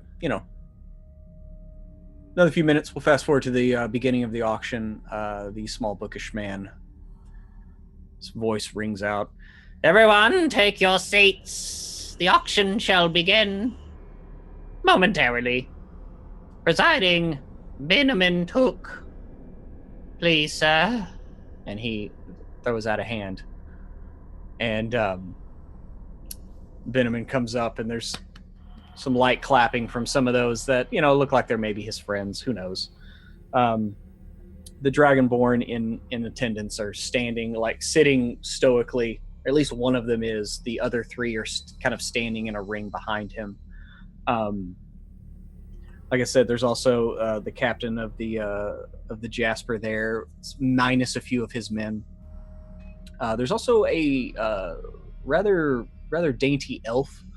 None of y'all actually like remember seeing her walk in. You just kind of like looking around as everybody's taking their seat, and just kind of over to the side, there's a fine little elf. She's sitting there with her legs crossed, hands kind of slowly working in and out of one another. Like she looks she's just like staring daggers at that painting. And about this time there is like a call from like outside, and one of the guards like runs up and it's like, Mr. Took, Mr. Tuck, sorry. Your guests, he needs to go take care of something. There's something going on. And there's a bit of a hustle and bustle, and he goes over to the GIF and kind of whispers in his ear, and he's like, told me you'd have that under control. And he like stands up and he's like, don't start without me. And you see him walk out. And Benjamin Took, it's like, sorry for the distraction. We'll go ahead and get the auction started. If he gets back, that is fine. So, our first item of the evening is put forth by Captain Bowden Hall of the Jasper, and it is this very fine. And he holds up this pistol, picks it up off the pillow. He's holding it in both hands. This Major Pistol, she starts at 500 gold. Who would like to start the bidding? And immediately one of the Dragonborn like flicks a hand up. Oh, we have 500. E. Do we have? Gentlemen. Do we have? It's 510. Do we have? Do I have 520? No. It is a. He sticks up a really, really fast hand. Oh, 520. We have 520. Oh, 530 from the Dragonborn. Yes, 530. Do we have 530? No. E. Raise your hand and say 750. 530. Okay. Do we have 530? No. Yes. Yep. Going once. Yeah, he's putting up a hand. Oh yes, No. 540. Yes. No, E. 540. Say 750. Say 540. 750. 550 from the back. 550 from the back. And he points to the Dragonborn again. Okay. 750. And there's a sigh, like, we have 750 in the front. Oh yes. And yeah, are any of y'all looking at the Dragonborn, like kind of just checking them out, or? Hilda will, yeah. Yeah, they the one sitting down kind of crosses his arms for a minute, and he's like staring daggers at E. He raises his hand. Oh, 760. Do we have 770 now? No? 850 in the back. 860 in the back. 850. 850. We go up to 850 in the front. Yes. And at that, like, kind of spits. And you hear a little sizzle on the ground. It's maybe like some acid from this Dragonborn. And he just kind of like, it's almost imperceptible, but he shakes his head. And he's like, oh, so 850 in the front, going once, she's going twice. And she is sold.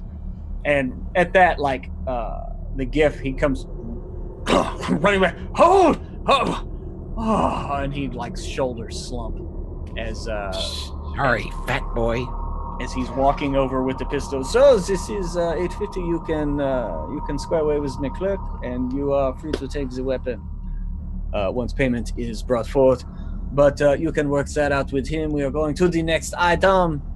And how long are y'all planning to stick around? Because next will be the scale. I mean, how long? We're going for the scale too, right? I do kind of want the scale. So what items are y'all going to bid on, so we don't have to go through all of these? The scale, and we're going to try for the death thing, the death panel? Yeah. Yes. Okay.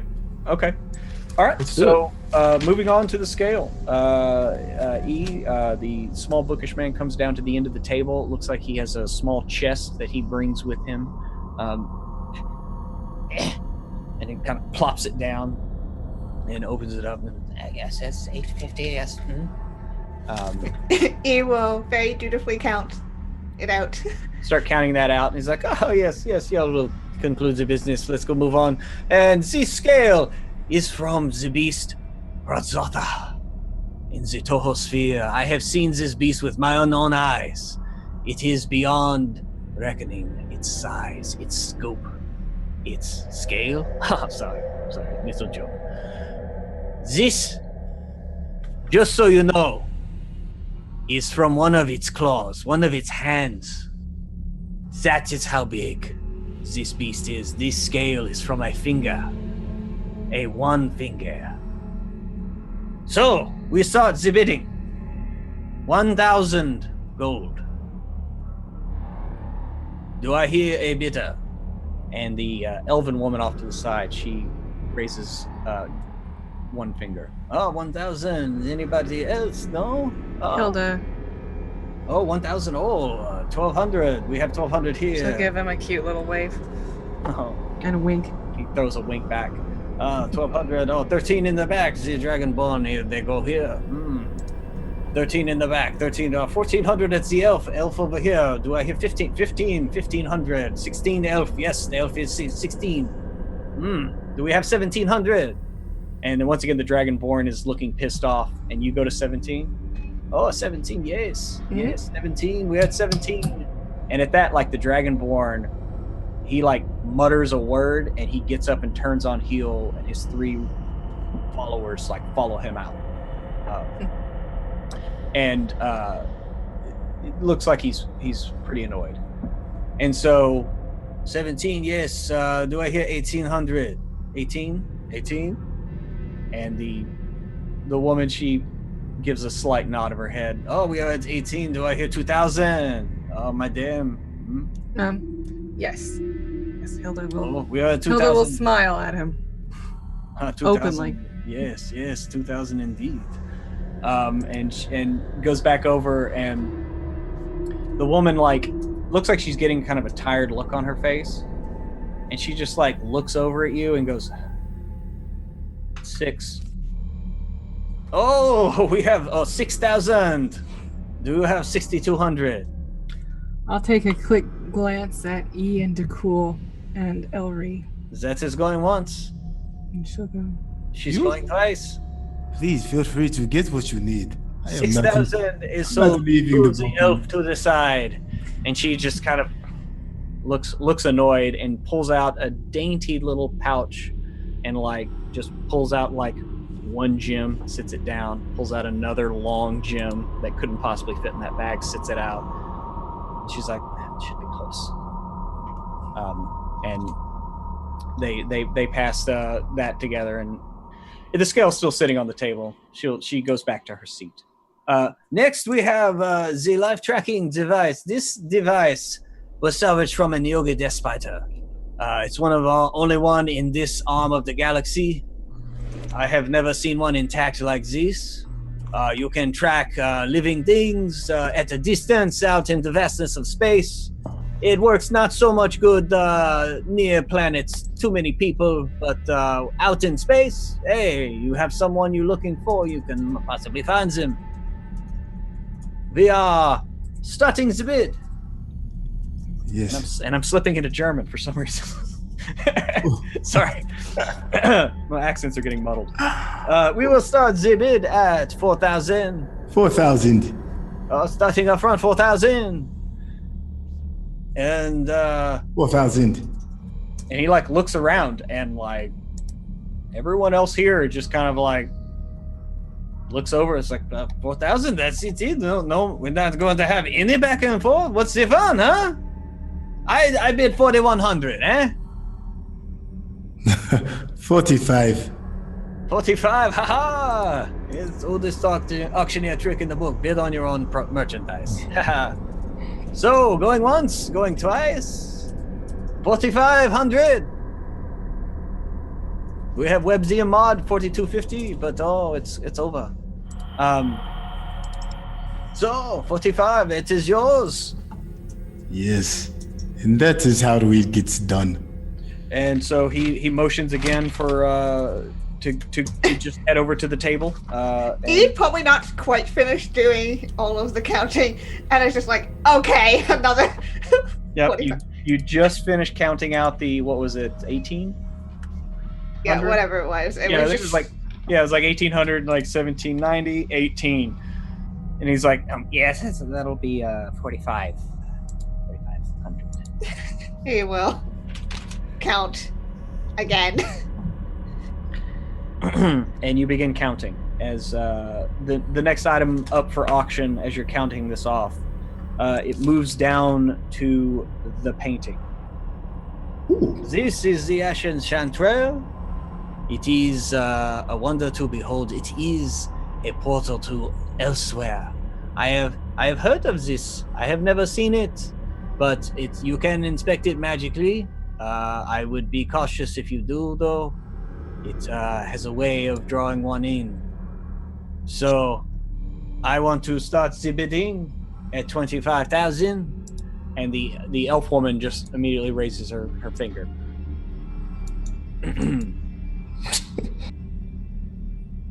And like looking around the room, like there's like literally no one left to bid on this stuff. Like that like there's the captain of the Jasper at the back with his guys who've now returned.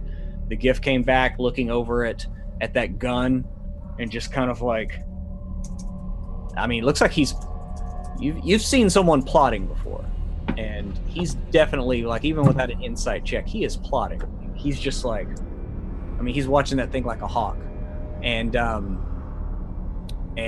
other than that, the Dragonborn have left, and that's really it. There's y'all and this elf woman in her very very light robes. They're almost see-through, but you can't make out any detail as she's just sitting there. You can see her form, but not any details, fine details of it. But she immediately just like raises her finger for the painting. And so, we have 25. No, anybody? It's a pretty quiet room, huh? Well, madame, you are the winner there of the painting. And at that, she walks over and pulls out the same little pouch and starts pulling out just gems. And she hands those over.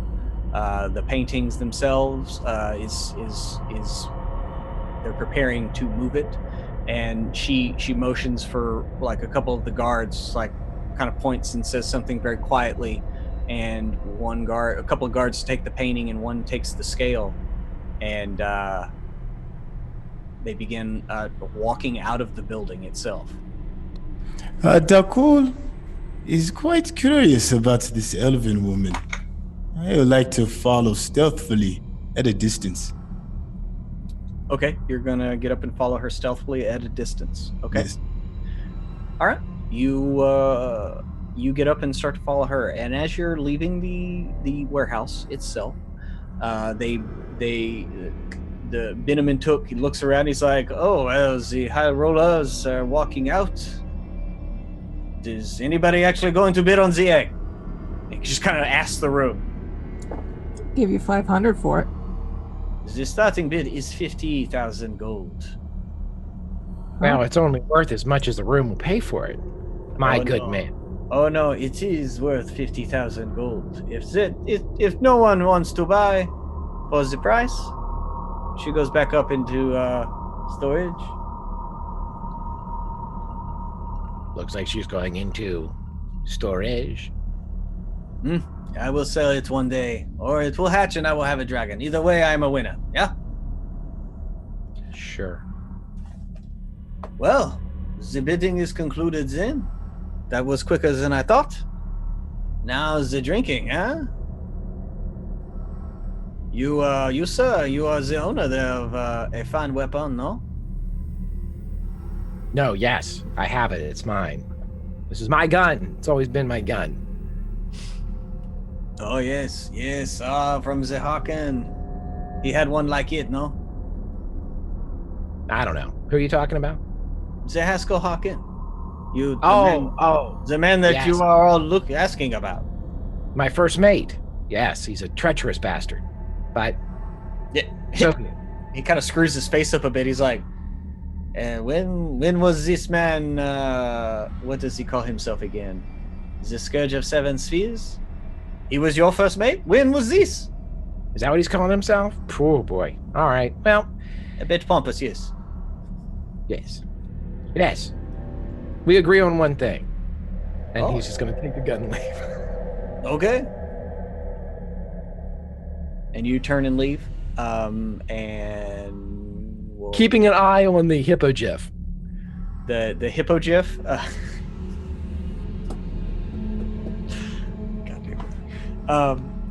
Sorry. Yeah, as you're leaving, you see him like kind of walking over, and he begins talking with Venom and Took in low, hushed tones, very like, I told you to wait. It's the only item I want. And like he's like yelling at this. I mean, it's like a 6'5" hippo yelling with a 3-foot tall gnome. It's a funny sight. And Kinky. It could be. You could ship it.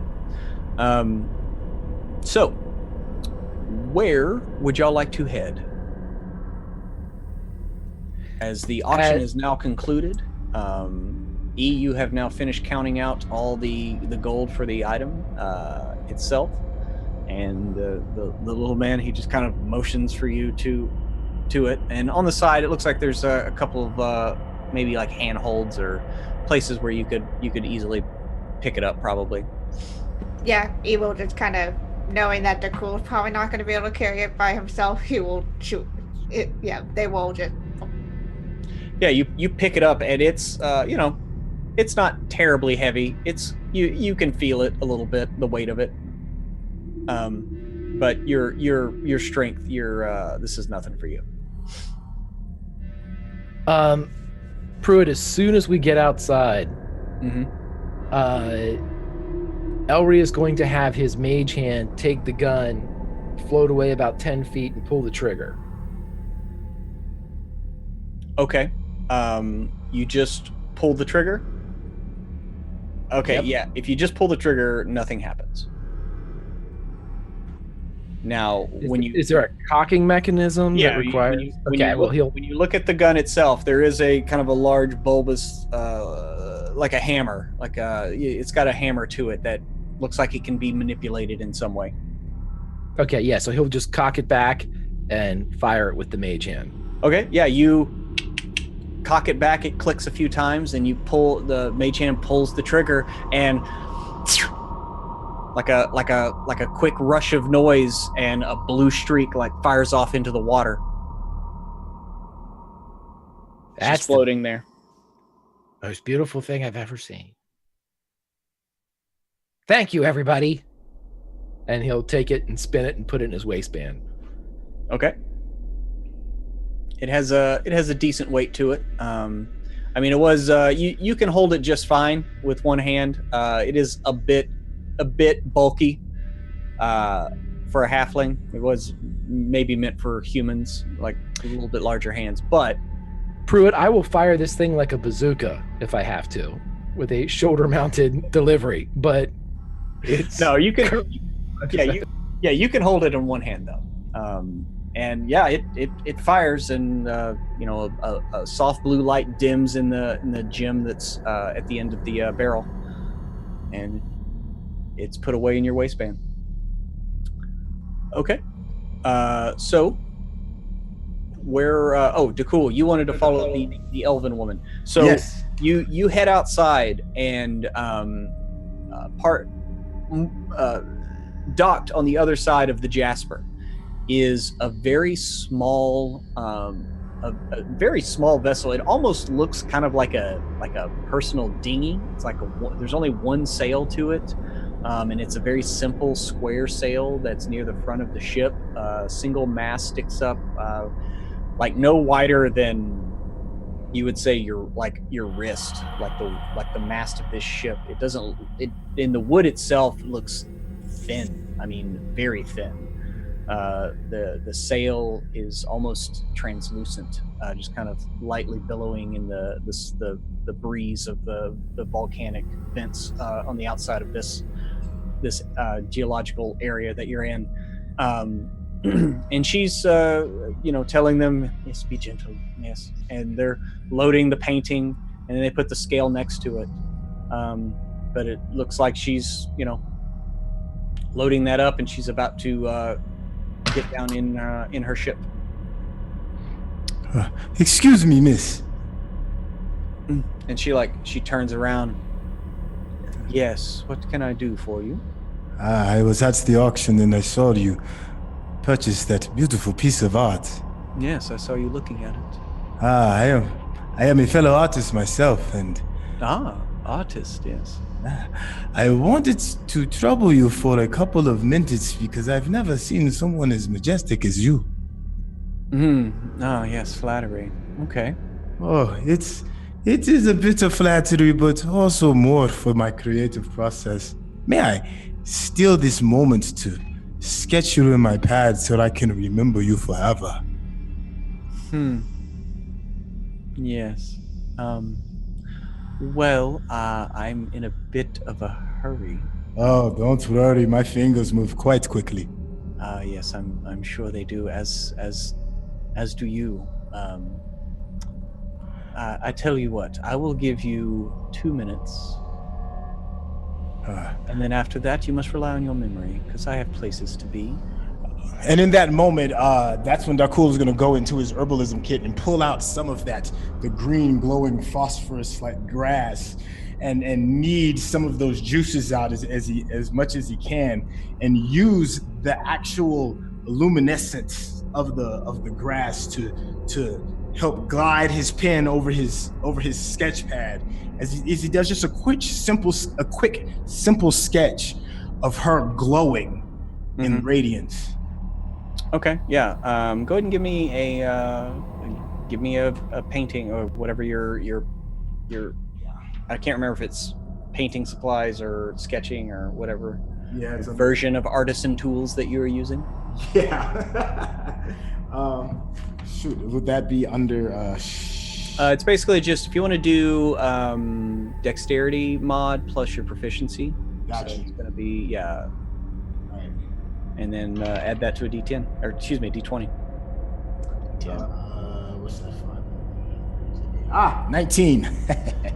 19. Okay, yeah. You managed to sketch out a very very fine, quick sketch using this green lichen as kind of to accentuate, whereas normally you would have like shadows. It's kind of like they're illuminated, so it's kind of a reverse. But well, I'm actually impressed. So thank you for that. For such a simple price of a very unique piece of art, because I know you are a connoisseur of fine things. May I take a closer look at your painting? For I know I will probably never see it again. Oh, the Ashen Chanterelle. Well, it does get about, doesn't it? I mean, yes, you can see it right here from here. Yes. It's about 10 feet away in the boat. Like just you're standing up on the dock, and it's down in her boat, which you have to climb down a ladder to get there. But it's currently kind of it has been tied off, but it's just sitting there. I may need to step a bit closer. I do not want to offend. May I board your boat just so I can take a better look? No, I'm going to have to draw the line somewhere. So, yes, I believe I have indulged you enough. Yes. I must be on my way, if you don't mind. I am not going to stall you any further. Just the name, so I know what to name my next piece after. The name of the painting is the Ashen Chanterelle. It was on your name. Yes. You may call me Fela. That is a beautiful name. It rolls off the tongue. Where, if by chance, may I run into you again, Fela? Oh,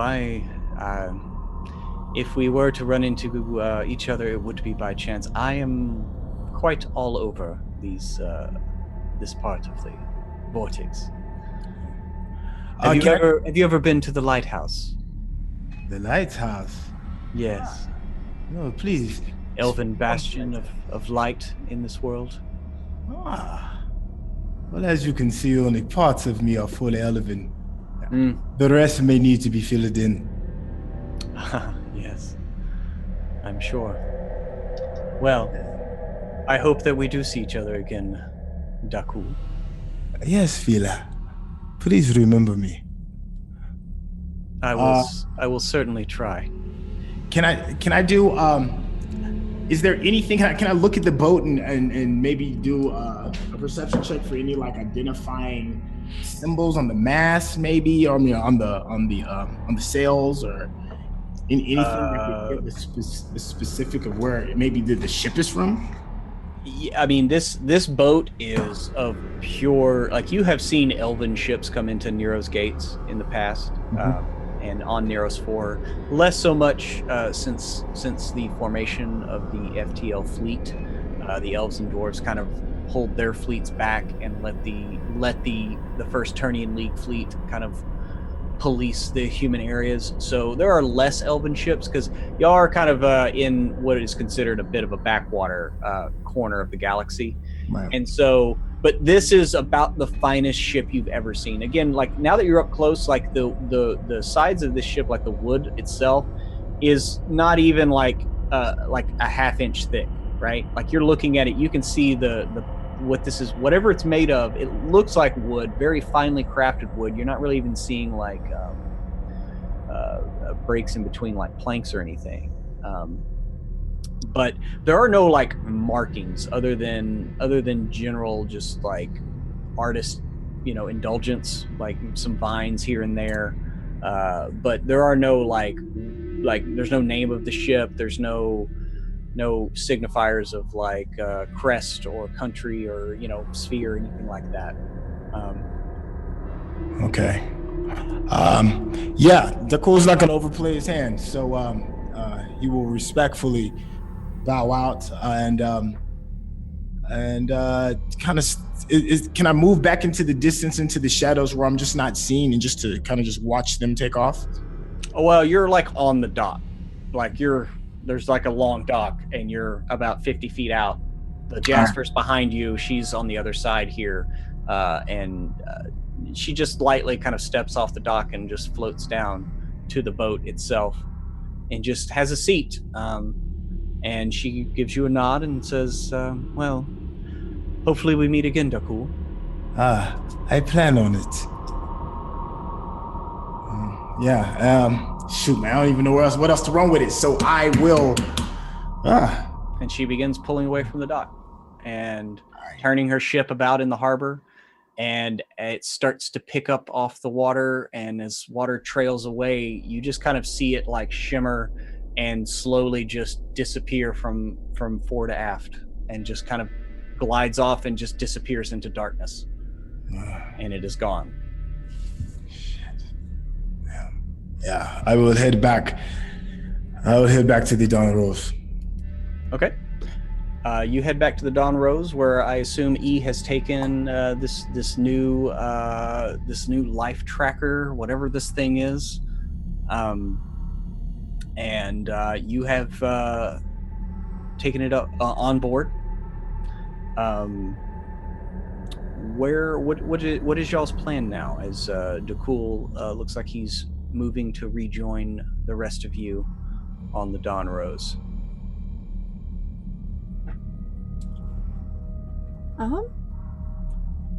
I'll say to Ellery, so do you have any idea where Harkin might be? No. Just got back into, I guess, whatever was the ship that he originally had and took off. Paid him with his gun. That's okay. We don't need him, right? I mean, not necessarily, but we do want to make sure he doesn't come get us. Yeah, Hilda, make me an intelligence check.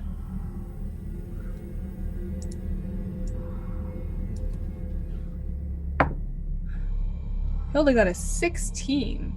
Okay, yeah, you remember when you were tucking in the Dawn, and you managed to look through his little ledger of shipments, and read through the letter of that whoever that EB person was.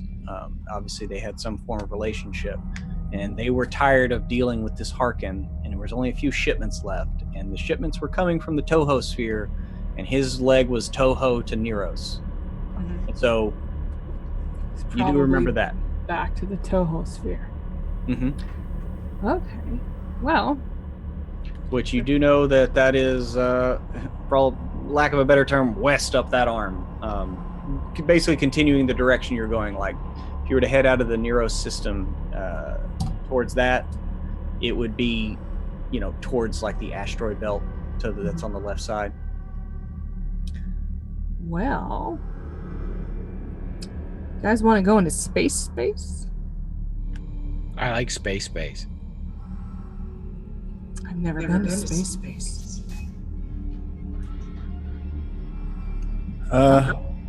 I am not back yet, but if I were there, the first thing I want to do is turn on the tracker. Okay. You Let me eventually know if I'm get there back to the ship, and you find them engaged in this conversation. Oh, okay. All right. So if I am back on the ship, the first thing that Cool is going to do is look for the tracker and turn it on immediately. Okay.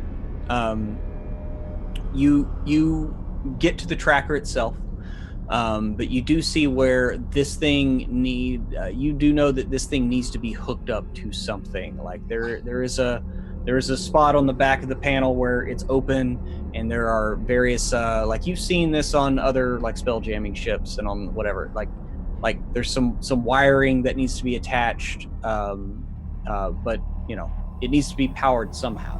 Okay.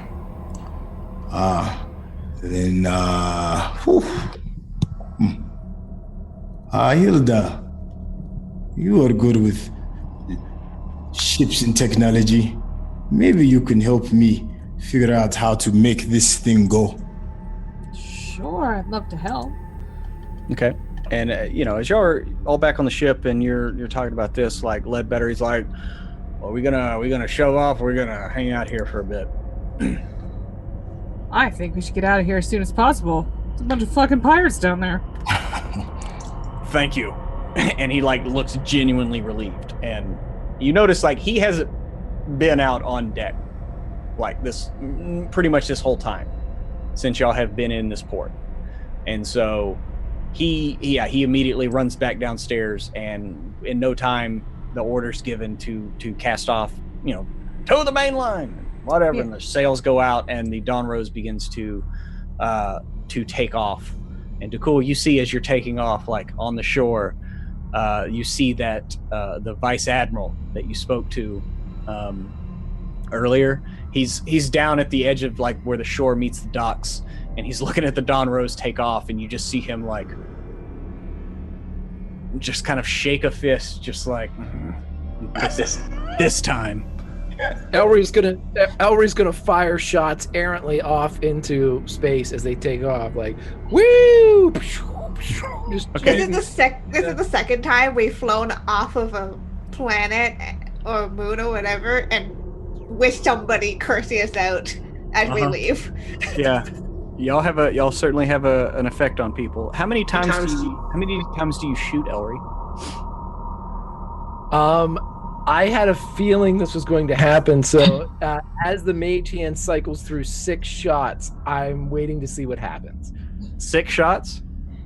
Okay. Yeah. Yep, you fire 6 shots off. So you still aren't holding it? You're using the mage hand to fire it? Yeah. I'm waiting for it to blow up. I'm waiting for it to be a thing. Oh, okay. No, it fires 6 more shots. At some point, he's gonna take this into Hilda and be like, "Could you tell me how this thing works? Okay. Talk to me like I'm an idiot." Okay. Yeah. So Hilda, what are you doing first? DeCool has already come to you with this life thing. Are you? What's your first order? I can.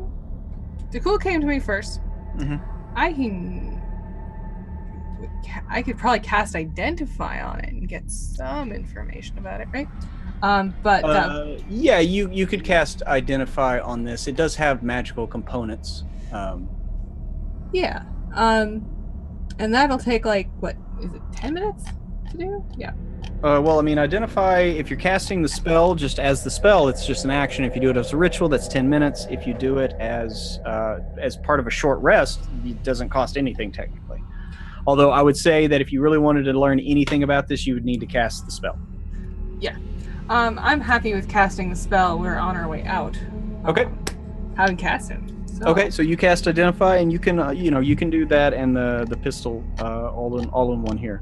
For all intent and purposes, if you can hook this up to a power supply, which this normally runs a little bit differently than your normal spell jamming tech. This actually runs off of life energy, but you think with the right components, you could make this work.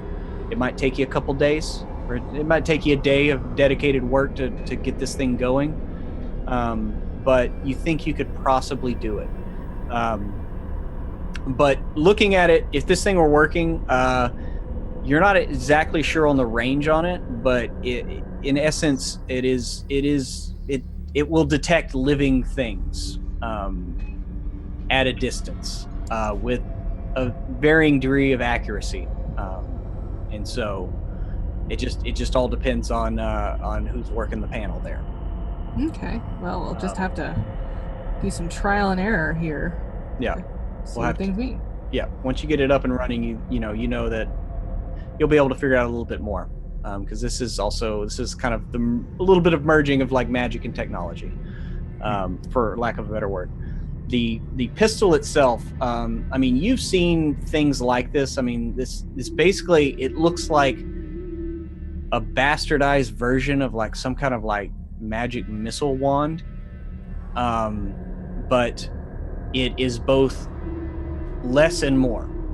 One thing you did notice, Elry, is when you're firing this thing, it just shoots straight, like they just go, and you can tell that the majority of this thing's charge is down, but you think that each day it should replenish, but it for all intent and purposes looks like a wand of magic missiles with the serial numbers filed off and a handle put on, but you look on it and it just says mage lock device, or mage lock pistol, and then below it it says 1771, which is the current year, and then below that just says Toho.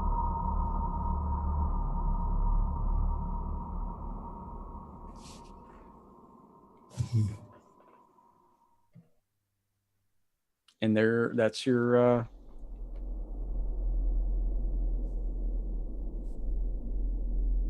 two items.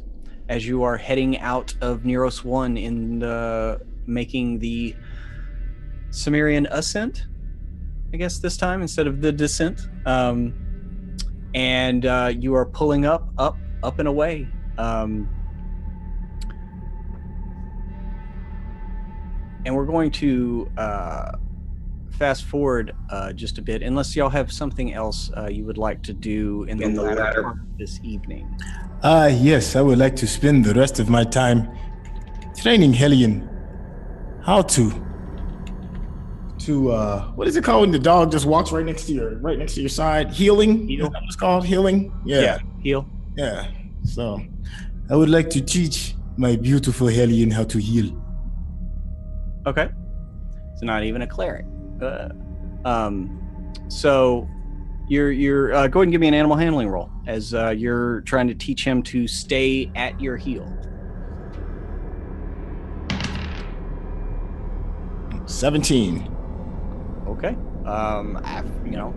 Like I said, the Cimmerian descent is like 8 hours, and so you kind of just spend that time as Hilda's looking at this life tracking device, whatever it is,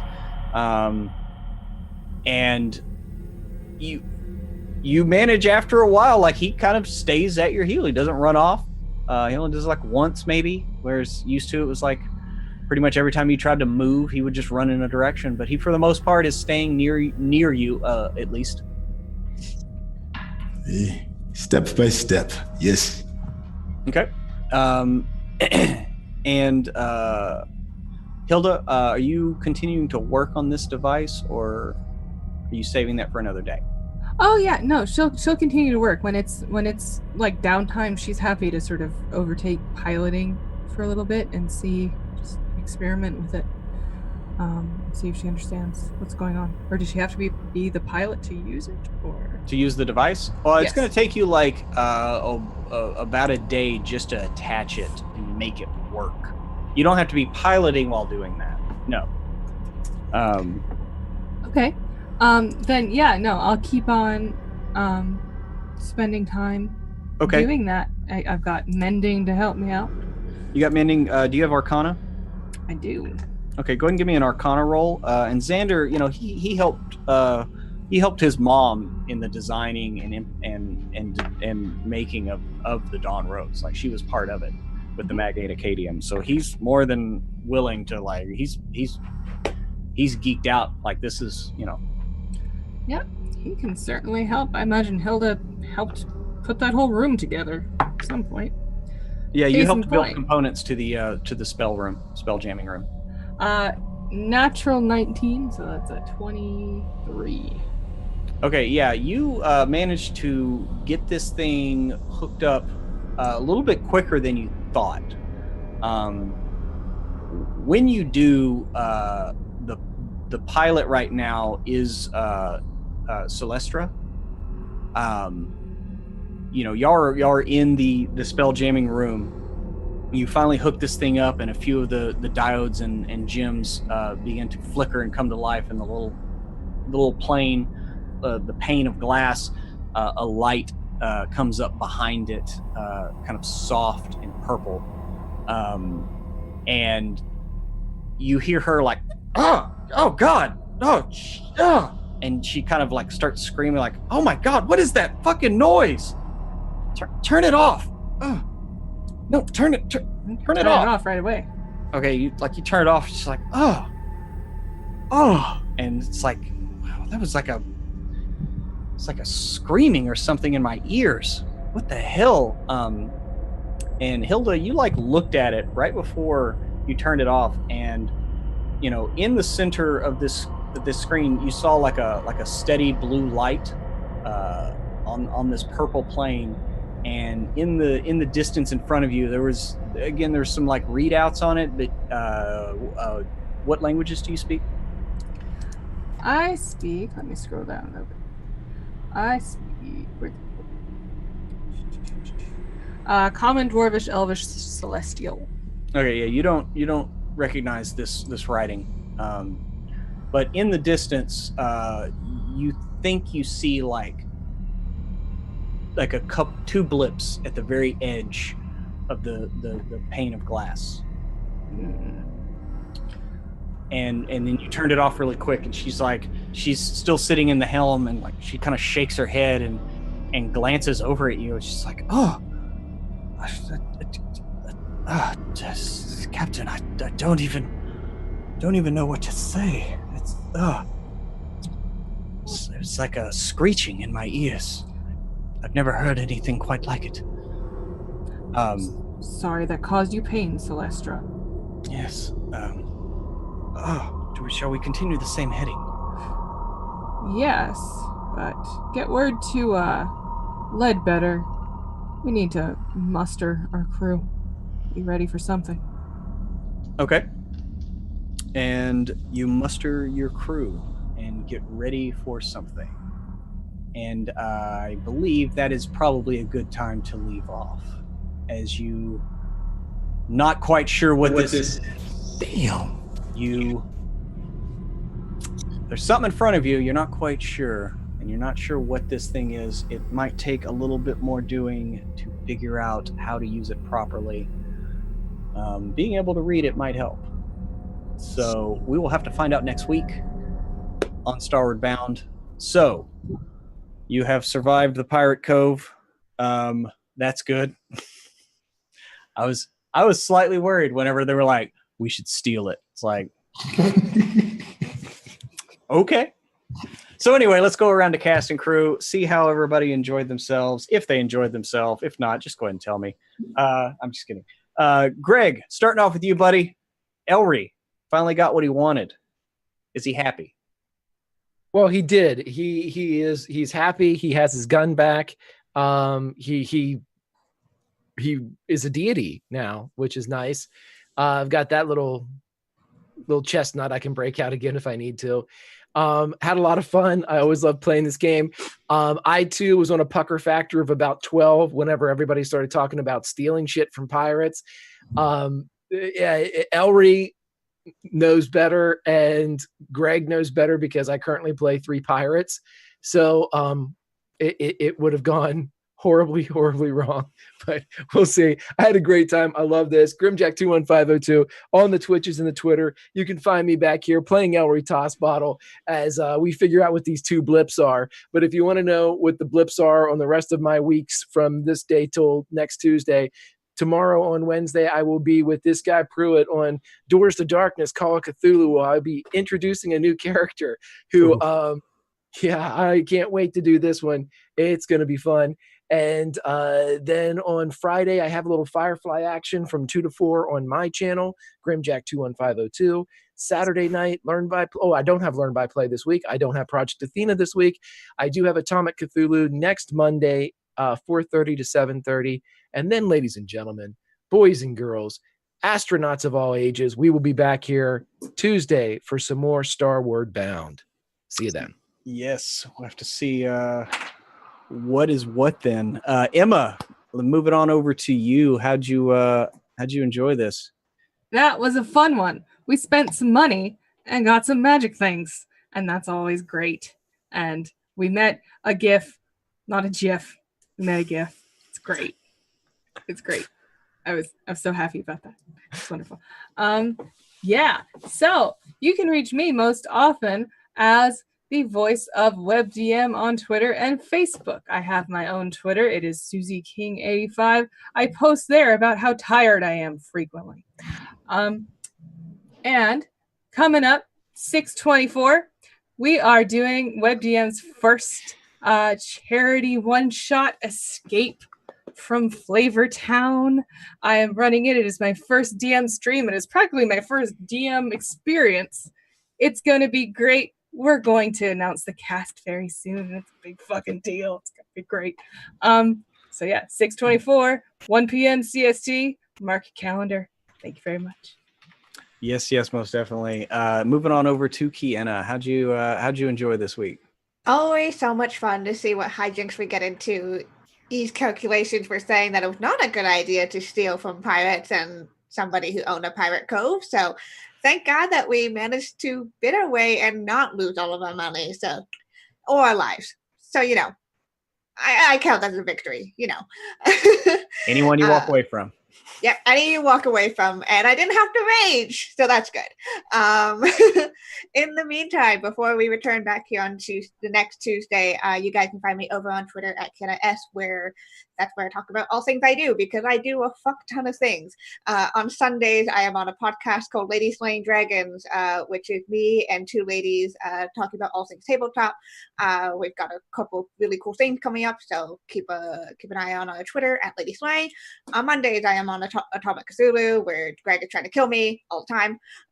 And Wednesdays, or tomorrow, I am on Scaticus' channel doing One Shot Wonders, which is DM'd by me, where people can join for one-shots and in a new setting every month. June is Ravenloft month, so we are going to get gritty, we are going to get gothic, and I'm very excited for that. Friday is the finale for Life on Marred over on Off the Table, a Cypher System game, super cool, end of a very tragic story. So go there to see me cry, probably. And a whole bunch of new announcements coming up in June, so keep an eye on that. But Tuesdays, we get to go to the fucking stars. So let's buckle in and wait up, and can't wait for next week. I cannot either. Next, Trey.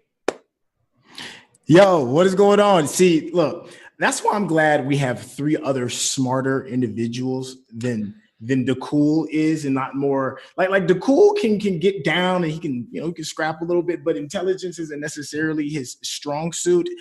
Hence the last time he took a chair and cracked it over somebody's head, and we ended up damn near having to fight out of a bar. So that part 2 of that damn near happened again at the auction, because I was really thinking about grabbing another chair and get to cracking people over the head, because DeCool was not going to leave his gadget on standby. But cooler heads prevailed. Thank you all for that, because Yeah, that's not a good decision that the Cool would have made. But other than that, I am extremely happy that you all have my back and kept me from making dumb decisions. My name is Trey Murphy. You can reach me in the Twitterverse at Centel on Twitter.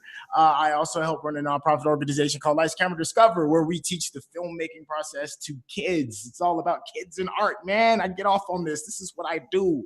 Hence my character loving art. You know, it all kind of like comes together. Well, anyways, another great session. I'm grateful and thankful to be a part of such an amazing cast and crew, and looking forward to next week. Yes, sir. I can't wait to see where this goes and see what y'all get up to. Thanks everybody in the chat. Thanks to the crew for adventuring here with us tonight. I hope everybody enjoyed it out there. A couple things before we get out of here. Just wanted to, as always, thank our sponsor. Go to www.tabletoploot.com. Use the code WebDM15. We got it over in the chat there. It is case sensitive. So make sure you enter that properly. Get 15% off of dice, t-shirt, and mugs. So go over there, make our sponsors happy. That makes us happy. If you got that, if you have a subscription from Amazon Prime, go ahead and send that our way. Otherwise, follow us, subscribe, let you know whenever we're going to be on Twitch here. Come on back Thursday night, 6 to 9, same time. It's Jim Davis in the land between two rivers. Shit is getting wild over there in between those two rivers and beyond. And we got RPGN on Sunday at 1 p.m. Central. Get your clips over to Sean PowerScore RPG, and we'll make some jokes about them. I want to give a thanks to our producer, Brandon, who's flipping the switches behind the scenes. You can find him on Twitter at War Eagle Keep, and also the art for Starward Bound. It has all been done with at Alexa_art.